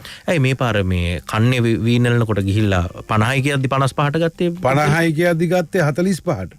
ඔබතුමා මම හිතනවා ඔබතුමාගේ පැත්තේ නැතුව ඇති කුඹුරු. අපේ පැත්තේ කුඹුරු තියෙන මං ගොවියොත් එක්ක 55ට වී ගත්තේ නැහැ කියලාද ඔබතුමා කියන්නේ? 55ට ගන්නවා වී අස්වැන්න විකුණලා ඉවරලා ටිකක් ඉතුරු වුණා. ඒ කියන්නේ ඔබ කියන්නේ මේ මාසෙක වගේ ඇතුලේ කාලෙකද ඊට පස්සේද? ඒ කියන්නේ අස්වැන්න නෙලලා. අස්වැන්න මහා අස්වැන්න එන්නේ අප්‍රේල් මයිනේ. අප්‍රේල් මයි එනකොට ඊළඟට යලකන්න එනකන් අස්වැන්නක් නැහැ. අර එන්නේ නැති කාලෙට දැන් 45යි 65ට යනවා. හැබැයි ගොවියා ළඟ නැහැ වී. බොහොම ටිකයි තියෙන්නේ. ඒතකොට වී තියෙන මෝල් හිමිය ළඟ. ඒක තමයි කිව්වේ මේක මාෆියාවක් කියලා. ඒක පාලනය කරගන්න බෑ මේ ආණ්ඩුවට.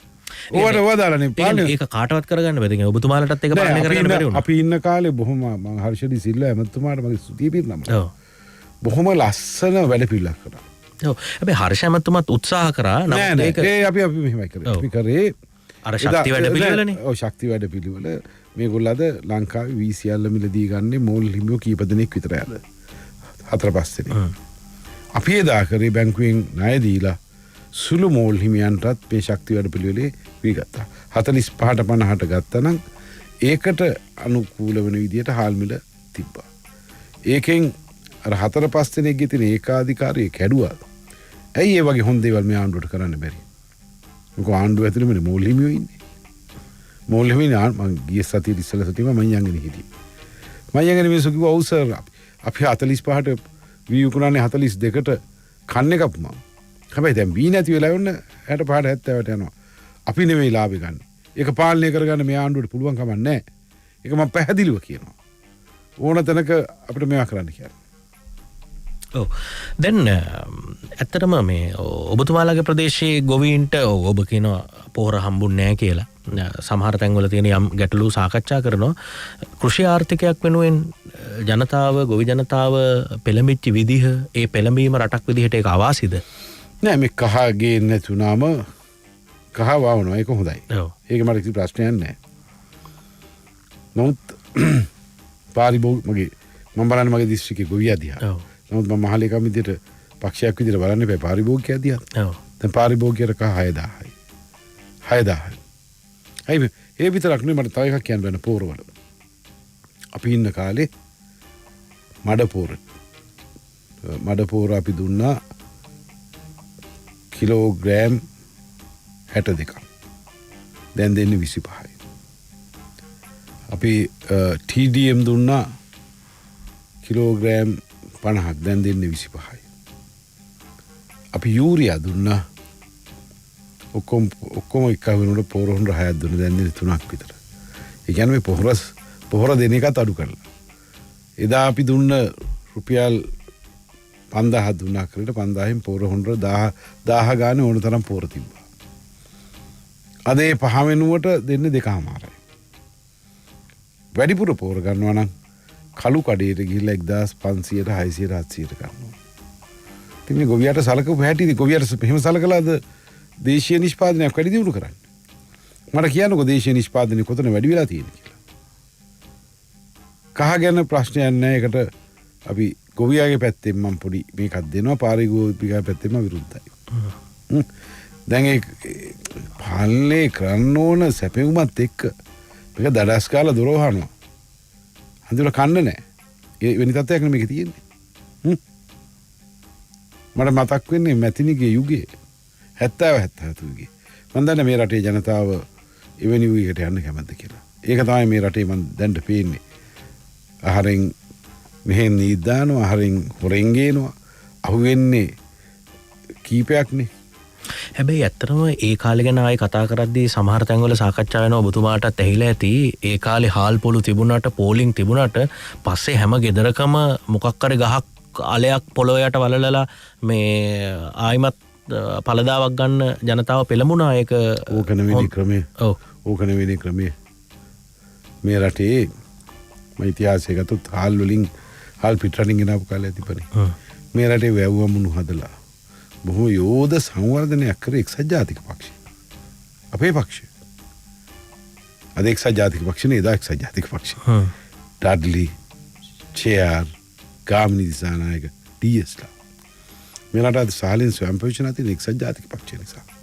මේ රටේ වාරි ව්‍යාපෘති වලින් 80% කරේ අපි. ඉතින් මං අහන්නේ අරකද හරියන්නේ අලබතල කන එකද මේ වගේ ලොකු දේවල් කරන එකද? ඒ කියන්නේ ඒ ධාරිතාව අද ඒ පක්ෂවලට නැති හින්දා වෙන්නේ සමහරට මේ ප්‍රතිඵලයක් භුක්ති විඳින්නේ. එදා ඒ නායකයෝ කරපුවට එදා ඒ පක්ෂ ප්‍රතිඵල වින්දා වගේම අද නායකයෝ අද දේශපාලනඥයෝ කරනවට අදත් ප්‍රතිඵල භුක්ති විඳිනවා. එදා අතීතයේ දේවල් තිබුණාට අපේ දේශපාලනඥයෝ කරපු යම් ප්‍රතිපත්ති වල වැරද්දක් තිබ්බ නිසානේ පෙරදුණු UNP එක. ඒ කියන්නේ අපි SJB එකේ පිහිටුවේ. ඔව්. ඒ කියන්නේ එදා UNP ගැන අද කතා කරන එක සාපේක්ෂව නේ අපි එදා හිටපු පක්ෂේ. ඔව්. අපි එදා හිටපු පක්ෂේ DS සේනායකුගේ, ඩඩ්ලි සේනායකුගේ, JR යුගේ, ප්‍රේමදාස යුගේ මේ රටේ බොහොම ශාස්ත්‍රීය යුගයක් 94න් පස්සේ තමයි අපේ වැටිල්ල පටන් ගත්තේ. අපි ඒක නිසා තමයි මේක හදන්න බැලුවා බැරි තැන තමයි මෙතනට ආවේ. හොඳයි අපි තවදුරටත් රංජිත් මද්දුම් බණ්ඩාර සමගි ජන බලවේගයේ මහලේකම්තුමත් එක්ක සාකච්ඡා කරමු.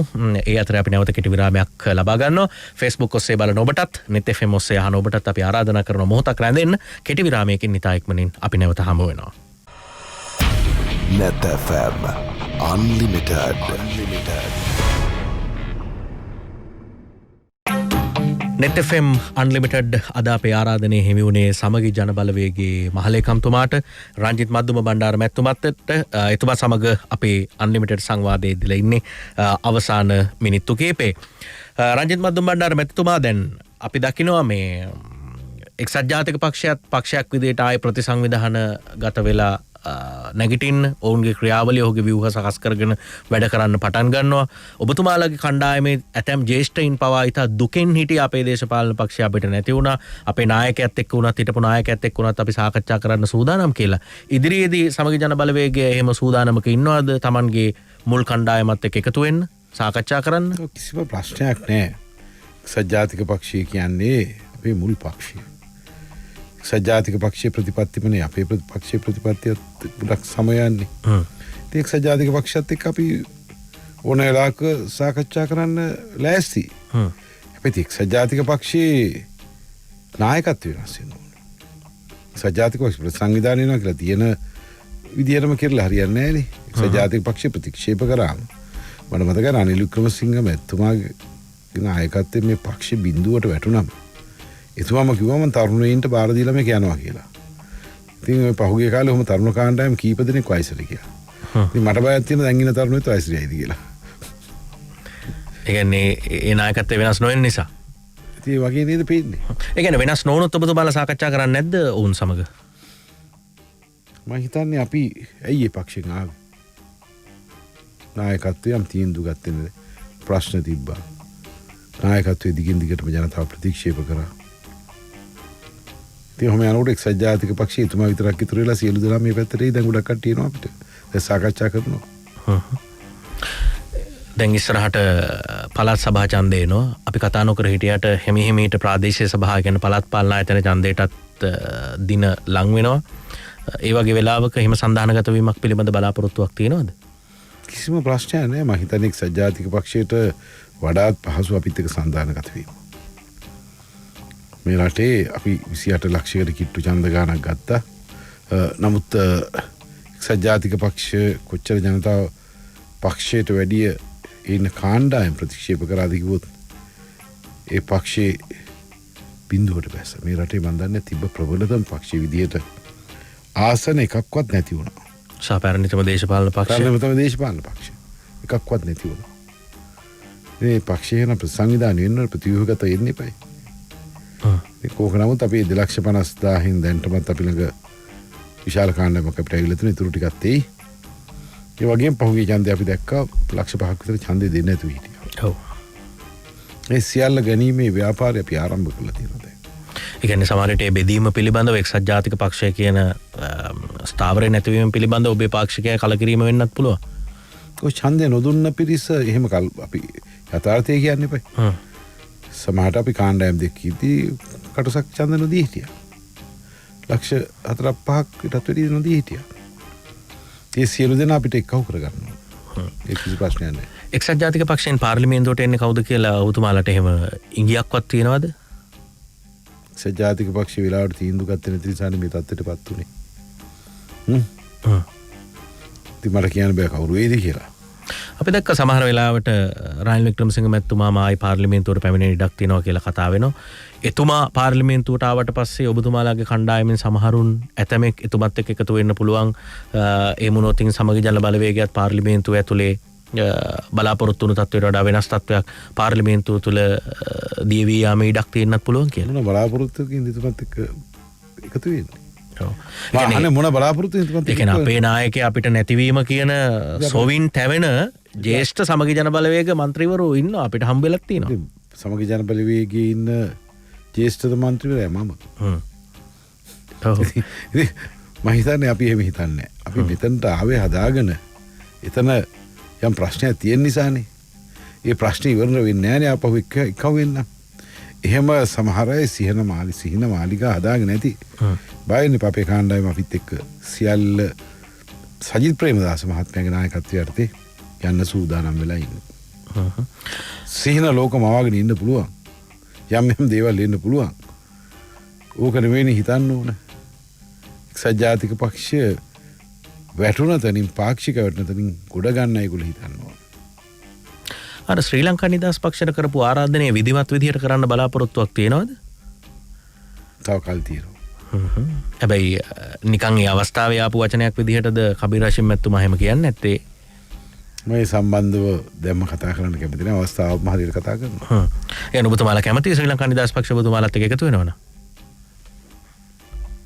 ඡායාග්‍රහණය සඳහා දේශපාලනේ එකතු කරගත් යුතු කාණ්ඩායම ඉන්නවා. හැබැයි ඔබතුමාලා අදත් පසුතැවෙනවා වුන් එකතු කරගත්තු හින්දා තමයි ඔබතුමාලාට ඒ ආණ්ඩුව හරියට කරගන්න බැරි වුනේ කියලා. එකතු කරගන්න ඕන මේකේ නායකත්වයේ දීලා නෙවෙයි.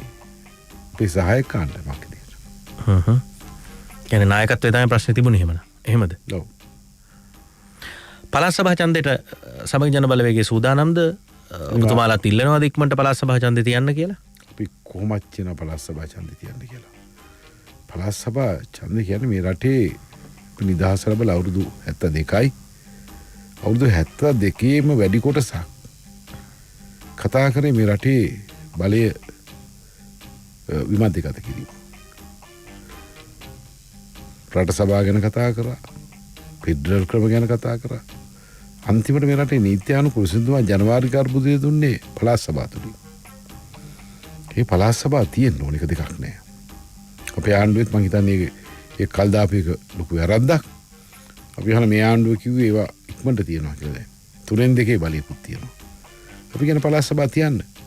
ආණ්ඩුව ගැන කොහොමද මිනිස්සු හිතන්නේ කියලා ජනතාව මේක තීරණය කරයි. අපි දැන් පළාත් සභාව ගැන අපිට ඉල්ලුම් පත්‍ර අපිට අපේ පක්ෂයට අපි ඉල්ලුම් පත්‍ර කැඳවන්න නැතුව විශාල ඉල්ලුම් පත්‍ර ප්‍රමාණයක් ලැබිලා තියෙනවා. අද මං එද්දිත් හොඳ විද්වතෙක් මට දුන්නා ඉල්ලුම් පත්‍රයක්. අපි ලබන සති විතර අපි ඒ සඳහා ඉල්ලුම් පත්‍ර කැඳවනවා මාධ්‍ය හා සමාජ මාධ්‍ය හරහා ඕන එකනට ඉදිරිපත් වෙන්න පුළුවන්. අපි ආණ්ඩුව අභියෝග කරනවා පළාත් සභා ඡන්දයට එන්න. ජනතාව පෙන්නයි ආණ්ඩුව ගැන තියෙන ජනතාවගේ අදහස කමත්තක වැත්ත පෙන්නයි ආණ්ඩුව බයයි පළාත් සභා ඡන්දයට යන්න. ඒ ආණ්ඩුව දන්නවා ආණ්ඩුවේ නියම තත්ත්වය ආණ්ඩුව සමීක්ෂණය කරලා තියෙනවා. ඒ සමීක්ෂණ වලින් කියවලා තියෙනවා දිනෙන් දින ආණ්ඩුව කෙරෙහි ප්‍රසාදය වැඩි වෙනම ගොඩ නැගෙනවා. ඔව් ඔබතුමාලා එහෙම තක්සේරෝග හිටියත් පළාත් සභා නියෝජිතයින් ඇයි එහෙම කලකිරෙන්නේ කියලා යම් වෙලාවට යම් තර්කයක් ඇතුළු වුණත් කෙනෙකුට හිතන්න පුළුවන්. මේ ජනාධිපතිවරයාට අවුරුදු 3යි මාස 8ක් අවුරුදු 4ක විතර කාලයක් අවම වශයෙන් ඉන්න පුළුවන්.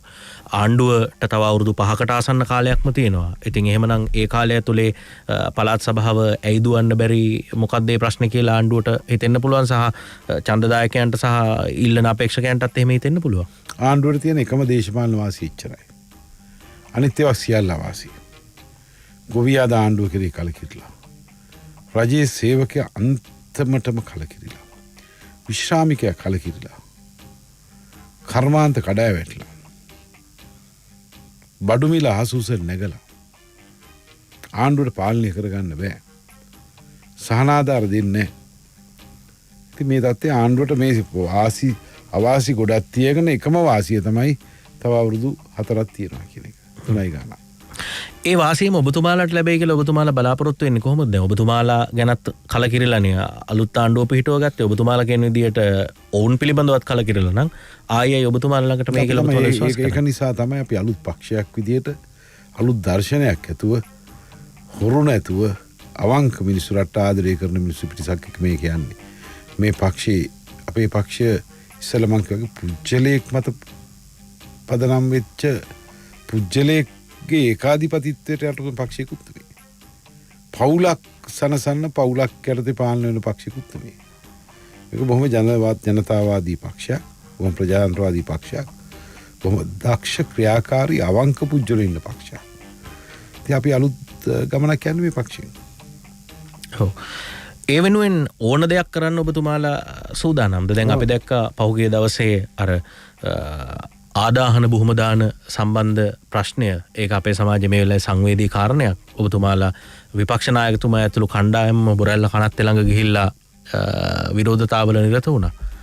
එතකොට මේ මොහොත දේශපාලන වශයෙන් පාවිච්චි කරන්නද ඒ උත්සාහය විපක්ෂයේ?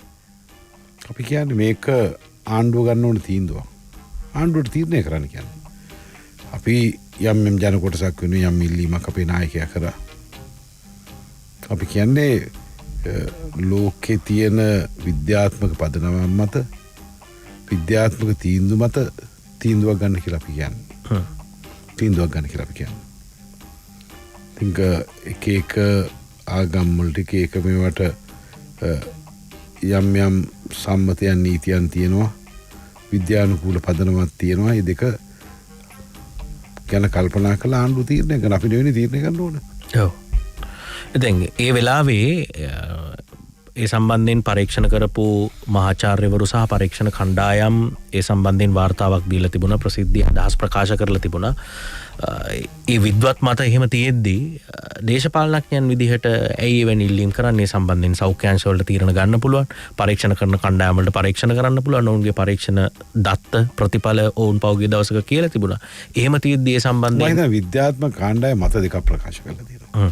ඔව් මේ වෙනකොට මත ගොඩක් වෙනස් වෙලා තියෙනවා. කීපයක් ප්‍රකාශ කරලා තියෙනවා. ඔව් හැබැයි ඔබතුමාලා උද්ඝෝෂණය කරන මොහොත වෙනකොට අපි කියන්නේ ආණ්ඩුව හොඳ තීන්දුවක් ගන්න. ආණ්ඩුව නිද්‍රාශීලීව තීරණයක් ගන්න නැති එකේ ආණ්ඩුවට තීරණයක් ගන්න කියන එක තමයි අපි කියන්නේ. ආණ්ඩුව එක පැත්තකින්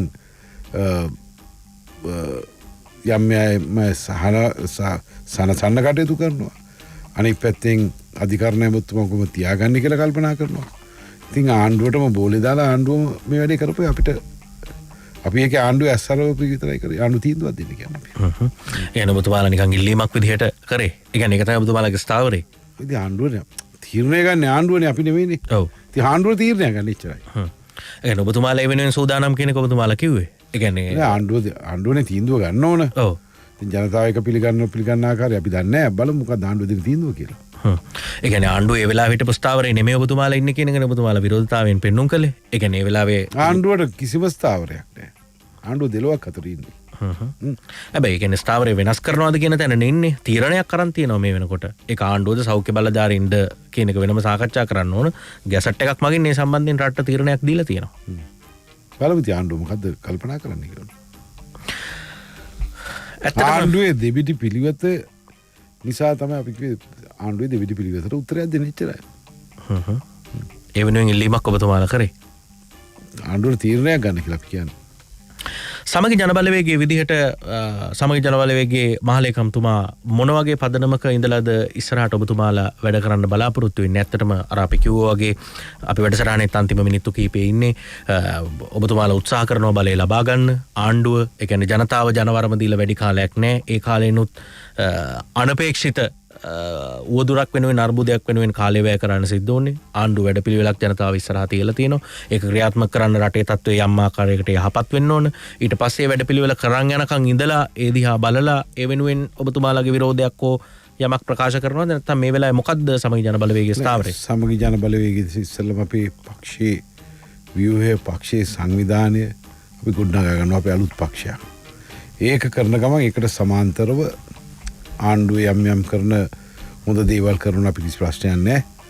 ආණ්ඩුවේ යම් වැරදි ක්‍රියාමාර්ග ගන්නවා. ආණ්ඩුවේ රට අහිතකර දේවල් දෙනවා නම් අපි ඒ සම්බන්ධව විරුද්ධ පක්ෂ විදිහට ක්‍රියාකාරකම් කීපයක් කරනකොට පාර්ලිමේන්තුවේ ඇතුළත යම් ක්‍රියාකාරකම් කරන්න පුළුවන්. අපිට රට සමාජයට ගිහිල්ලා ක්‍රියාකාරකම් කරන ඒ වගේ පක්ෂ සංවිධානය ගොඩනගන්න පුළුවන්. ඉතින් පක්ෂ සංවිධානයක් ගොඩනගන එක රටක ඉතා බැරෑරුම් කාර්යයක්. බොහොම ක්‍රමවත් වැඩපිළිවෙලක් යටතේ අපේ පක්ෂය ගමේ පින්මට්ටමට යනකම් සංවිධානය වැඩපිළිවෙල අපි ගෙනියනවා. අපි දැනට අපේ පක්ෂයේ ප්‍රතිපත්ති සහ පරමාර්ථ පක්ෂයේ ඉදිරි ගමන සම්බන්ධව අවශ්‍ය කටයුතු කරගෙන යනවා. මොකද අපේ පක්ෂයේ ප්‍රතිපත්තිය? මොකද අපේ ආර්ථික ප්‍රතිපත්තිය? මොකද අපේ සමාජීය ප්‍රතිපත්තිය? ආගමික ප්‍රතිපත්තිය සම්බන්ධව මේකක් නෑ. අපි එදා තිබ්බ ප්‍රතිපත්තියමයි තියෙන්නේ. රටේ සංවර්ධනය සඳහා අපි කොහොමද කටයුතු කරන්නේ? නිෂ්පාදනයේ මත වෙච්ච නිෂ්පාදනයේ මත සංවර්ධනයක් අපි කරන්න ඕන. නිෂ්පාදනයේ මත මේ රටේ ආර්ථික සංවර්ධනයක් අපි කරන්න ඕන. ඒ වයින් කොහොමද අපි කරන කොහොමද ආයෝජනයෙන් අපි දේ කරගෙන යනවා. අධ්‍යාපනයේ කොහොමද අධ්‍යාපනය මත කොහොමද සංවර්ධනය වෙන්නේ? ඉතින් මේ වගේ අපි ශාල වැඩ පිළිලක් දැන් හදාගෙන යනවා. ඉදිරි මාස 2-3 තුල අපි ඒක ජනතාවට යම් ඉදිරිපත් කරන්න පුළුවන්. ඒ කියන්නේ ඔබතුමාලගේ ඉදිරි මැතිවරණ ඉලක්ක කරලා කරන ප්‍රචාරක වැඩපිළිවෙලක් විදිහට ඒ කියන්නේ ජනතාව දිනා ගැනීම වැඩපිළිවෙලක් විදිහට ඒවා ජනතාවට දෙන්න සූදානම්ක් තියෙනවා කියලාද කියන්නේ? අපි ඉලක්ක කරගෙන යනවා. මොකද්ද ජාතික මැතිවරණයේ කොහොමද අපේ ප්‍රතිපත්ති ඉදිරිපත් කරන්නේ? පළාත් සභා මැතිවරණයක කොහොමද ප්‍රතිපත්ති ඉදිරිපත් කරන්නේ? ප්‍රාදේශ සභා මැතිවරණය කොහොමද අපි යන්නේ කියලා අපි දැන් කටයුතු කරන පළවෙනි අවුරුද්දක් මොකද්ද අපේ වැඩපිළිවෙල? අපේ මොකද්ද අපේ ක්‍රියාකාරකම් කොයි ආකාරයෙන් ඉන්න ඕනද? විරෝධතාවයන් පක්ෂ සංවිධානයේ සියල්ල කොහොමද දෙවෙනි අවුරුද්ද? අවුරුදු 4ක් ඉලක්ක කරගෙන අපේ පක්ෂයේ වැඩ පිළිවෙල අපි ක්‍රියාත්මක කරන්න බලාපොරොත්තු වෙනවා. ඔබතුමාලත් එක්ක ඉන්න ඇතැම් පක්ෂවල නායකයෝ මේ වන විට ඔබතුමාලගේ සමග ජන බලවේගයේ පක්ෂ සමාජිකත්වය ගන්න සූදානමින් ඉන්නවා. ඇතැම් අය ප්‍රසිද්ධිය සඳහන් කරලා තියෙනවා. ඇතැම් අය එහෙම සඳහන් කරලා නැහැ. ඔවුන්ටත් සමග ජන බලවේගයේ ඉඩ ලබා දෙන්න සූදානම්ද? ඔවුන් එහෙම සාකච්ඡා කරලා තියෙනවද? ඇතැම් පක්ෂ දැන් ඔබතුමාලත් එක්ක තිබුණාට නායකයාගේ නමයි පක්ෂ නමයි විතරයි ඉතුරු වෙලා තියෙන්නේ. සිසු කණ්ඩායම ආණ්ඩුවට තල්ලු වෙලා ගිහිල්ලා 20 වෙනි සංශෝධනයේට පාර්ලිමේන්තුවේ ඡන්දය ලබා දීමත් එක්ක ඒ අයත් ඔබේ කණ්ඩායමේ සමාජිකත්වය අරගන්නවද? කියන්නේ සමග ජන බලවේගයේ සමාජිකයන් වෙනවද? එහෙම නැත්නම් ඔවුන් මොකද්ද ඒ සම්බන්ධයෙන් වැඩපිළිවෙල? අපි දැනටමත් අපේ පක්ෂයත් එක්ක සන්දානගත වෙලා ඉන්න යම් පක්ෂවල නායකයෝ සහ පක්ෂ සමාජිකයෝ අපේ සමාජිකත්වය ඉල්ලුම් කරලා තියෙනවා. මම හිතනවා අපි ඉදිරි සති දෙක ඇතුළත ඒ අය අපේ පක්ෂයට බඳවා ගන්න අපි කටයුතු කරනවා. ඊට අමතරව සමහර පක්ෂ අපේ පක්ෂයට සමාජික විදිහට බැඳෙන්නේ අපිත් එක්ක සන්දානගත වෙලා ඉන්නවා. අපි දැනටමත් සන්දානයක් සඳහා සමගි ජන බලවේගයට පක්ෂයට ඇතුළු නොවි සන්දානගත වෙන සන්දානය සඳහා අපි දැන් කිටුම්පත් කරලා තියෙනවා. ඒ සඳහා අපි කමිටියක් පත් කරලා තියෙනවා. ඒ කිටුම්පත අපි සාකච්ඡා කළේ පක්ෂත් එක්කත් ජනතා අදහසුත් තරම් අපේ පක්ෂ නායකින් අදහසුත් තරම් ඉදිරි මාස ගාන ඇතුළත අපි සන්දානය හදන්න අවශ්‍ය කටයුතු කරනවා. ඒකෝට අපිට පුළුවන් අපිත් එක්ක ඉන්න අපේ පක්ෂයට ඇතුළු නොවෙන පක්ෂවල පුණා අපිත් එක්ක සන්දානයක් විදිහට එක්කව වෙන්න. අපි ඒක තමයි කිව්වේ. ඒකට එක්සත් ජාතික පක්ෂයටත් පුළුවන්. ඒකට පුළුවන් ශ්‍රී ලංකා නිදහස් පක්ෂයටත් ශ්‍රී ලංකා පොදු ජන පෙරමුණ එපා වෙලා ඉන්න ඒකේ ඇතුලේ ප්‍රශ්න වෙලා තියෙන කට්ටියටත් අපිත් එක්ක එක්කව වෙන්න පුළුවන්. ඒ කියන්නේ ඉදිරි සති දෙක ඇතුලේ සමාජිකත්වය ගන්න අයට සමාජිකත්වය දෙන්න බලාපොරොත්තුවක් තියෙනවද? අනිවාර්යයෙන්. සමාජිකත්වය ගන්න අයට ඉදිරි සති දෙක ඇතුළත සමාජිකත්වය ලබා දෙන්න කටයුතු කරනවා. ඒ කියන්නේ දේශපාලන පක්ෂ නායකයිනුත් ඒ සඳහා සාකච්ඡා කළේ ඇතැම් අය ප්‍රසිද්ධිය කියලා තියෙනවා. පාටලි චම්පික රණෝක ඇමතුමා එහෙම කියලා තියෙනවා. එහෙම වුන් සමාජිකත්වය ලබා ගන්නවා. එහෙම පක්ෂ එකඟ වුණා. ඒ කියන්නේ එහෙම එකඟතාවක් තියෙන බවක් පේන්න තියෙනවා. අනිත් නායකයෝ එහෙම කතාවක් නැහැ. ඔවුන් සන්දානයටම දෙන්නේ කියන්නේ. නෑ අපි දැන් කීප දෙනෙක්. දැන් උදාහරණයක් විදිහට පාටලි චම්පික රණෝක ඇමතුමා අපිත් එක්ක අපේ පක්ෂයට ඇතුල් වෙනවා. කුමාර වෙල්ගම් ඇමතුමා අපේ පක්ෂයට සමාජිකත්වය ලබා ගන්නවා. රාජිත් සේනරත්න මැතිතුමා අපේ පක්ෂයේ සමාජිකත්වය ලබා ගන්නවා. සරත් ෆොන්සේකා මැතිතුමා දැන්ටම සමාජිකත්වය ලබාගෙන ඉන්නේ. ඒ වගේ කාණ්ඩායම් මම හිතන්නේ විශාල පිරිසක් අපිත් එක්කම ජාතික හෙළමුරුමේ ඉතුරු කාණ්ඩායම අපිත් එක්ක සන්දානගත වෙනවා. මුස්ලිම් ද්‍රවිඩ පක්ෂ මුගක් වෙලාට අපිත් එක්ක සන්දානගත වෙනවා සන්දානය තුල. ඒ වගේම මම කියන්න ඕනේ මෙතනදී අපි නැගෙනහිර පළාතෙත් උතුරු පළාතෙත් සමගි ජන බලවේගයේ සංවිධාන වෙනින්ම ගොඩනගනවා. මොකද 1970 දශකයේ වෙනකොට නැගෙනහිර බලයේ තිබ්බ එක්සත් ජාතික පක්ෂයට. උතුරේ සම්මාර ආසන තිබ්බා. අපි දැන් අපේම කියලා සමගි ජන බලවේගය කියලා අපි සංවිධාන ගොඩනගා ගන්න යන්න අවශ්‍ය කටයුතු කරලා තියෙනවා. ඒ සඳහා නායකයෝ හුඟක් අය අපිට ඉදිරිපත් වෙලා ඉන්නවා. මේ අවුරුද්දේ කොහොමද අපි සමගි ජන බලවේගයේ සංවිධානය උතුරේත් නැගෙනහිරත් යාපනයේත් මන්නාරමත් ත්‍රිකුණාමලයේත් ඒ වගේම මඩකල්පේත් අම්පාර දිගමඩුල්ලෙත් අපේ සංවිධානය කළ ශක්තිමත් කරන අවශ්‍ය කටයුතු කරනවා. වතුකරයට කඳුකරයට යනකොට ඔබතුමාලට පොදු විරෝධයකුත් මතුවෙන්න ඉඩ තියෙනවා. දේශපාලන පක්ෂ විටින් විට වතුකම් කරුවාට යම් විදියකට ඔවුන් රැවටීමකට ලක් කරා කියලා කියන්න පුළුවන්. රුපියල් 1000ක් පෙන්නලා ඔවුන්ගේ ඡන්ද ලබා ගත්තා විතරයි. තාමත් ඒ වැටුප දෙන්න බැරි වෙලා තියෙනවා. ඒක ඔබතුමාලටත් බලපාන්නේ නැද්ද? ඒ සංවිධාන කටයුතු වතුකරේ කඳුකරේ කරද්දී. අපි ඒ දවස්වල අපිත් එක්ක සාකච්ඡා කරා 1000ක අවමැටුප ලබා දෙන්න කියලා. නමුත් අපිට ඒක කරන්න බැරුණා. අපේම ආණ්ඩුවේ හිටපු සමහර ඇමතිවරු නම් කරන්න කැමති නැහැ. ඒක විරුද්ධත්වය ප්‍රකාශ කරා. සමහර ඇමතිවරු වතු කම්පැනිවල පැත්ත ගත්තා. අපිට කරන්න බැහැ. නමුත් අවසාන මැතිවරණේ 1000ක පඩි වැඩිවීම පොරොන්දු දුන්නේ ශ්‍රී ලංකා පොදු ජන පෙරමුණ. ඉතින් ඒගොල්ලයි දැන් පොරොන්දු ඉෂ්ට කරන්න. අපි ඉන්නේ විපක්ෂී. කෝක නමුත් කඳුකරේ පක්ෂ හැමදාම අපිට උදව් කරලා තියෙනවා, ශක්තිමත් වෙලා තියෙනවා. ඉදිරි මැතිවරණෙත් අපි ටිකක් අපි ශක්තිමත් කරනවා. අපි වෘත්තීය සමිතියේ තියෙනවා සමගි ජාතික කම්කරු සංගමේ. අපි ඒකත් සංවිධානය කරනවා, උතුකරේ අවශ්‍ය කටයුතු කරනවා. හොඳයි, එහෙනම් අදට net fm unlimited අපි නිමාවට පත් කරනවා. අපි බෙහෙවින් ස්තුතිවන්ත වෙනවා අද අපේ 2021 අවුරුද්දේ පළවෙනි අන්ලිමිටඩ් වැඩසටහන අපේ ආරාධනයෙන් සහභාගී වුණු සමගි ජනබලවේගයේ මහලේකම්තුමාට, රංජිත් මද්දුම් බණ්ඩාර මැතිතුමාට බොහොම ස්තුතියි ඔබතුමාට. අයිබෝන්. අපි යලිත් දිනක හමු වන බලාපොරොත්තු ඇතිව සමුගන්නවා. Facebook ඔස්සේ අපිව බලපු, net fm ඔස්සේ අහපු ඔබ හැමෝටම සුබ රාත්‍රියක්, යහපත් දවසක් ප්‍රාර්ථනා කරනවා. අයිබෝන්. Net FM Unlimited.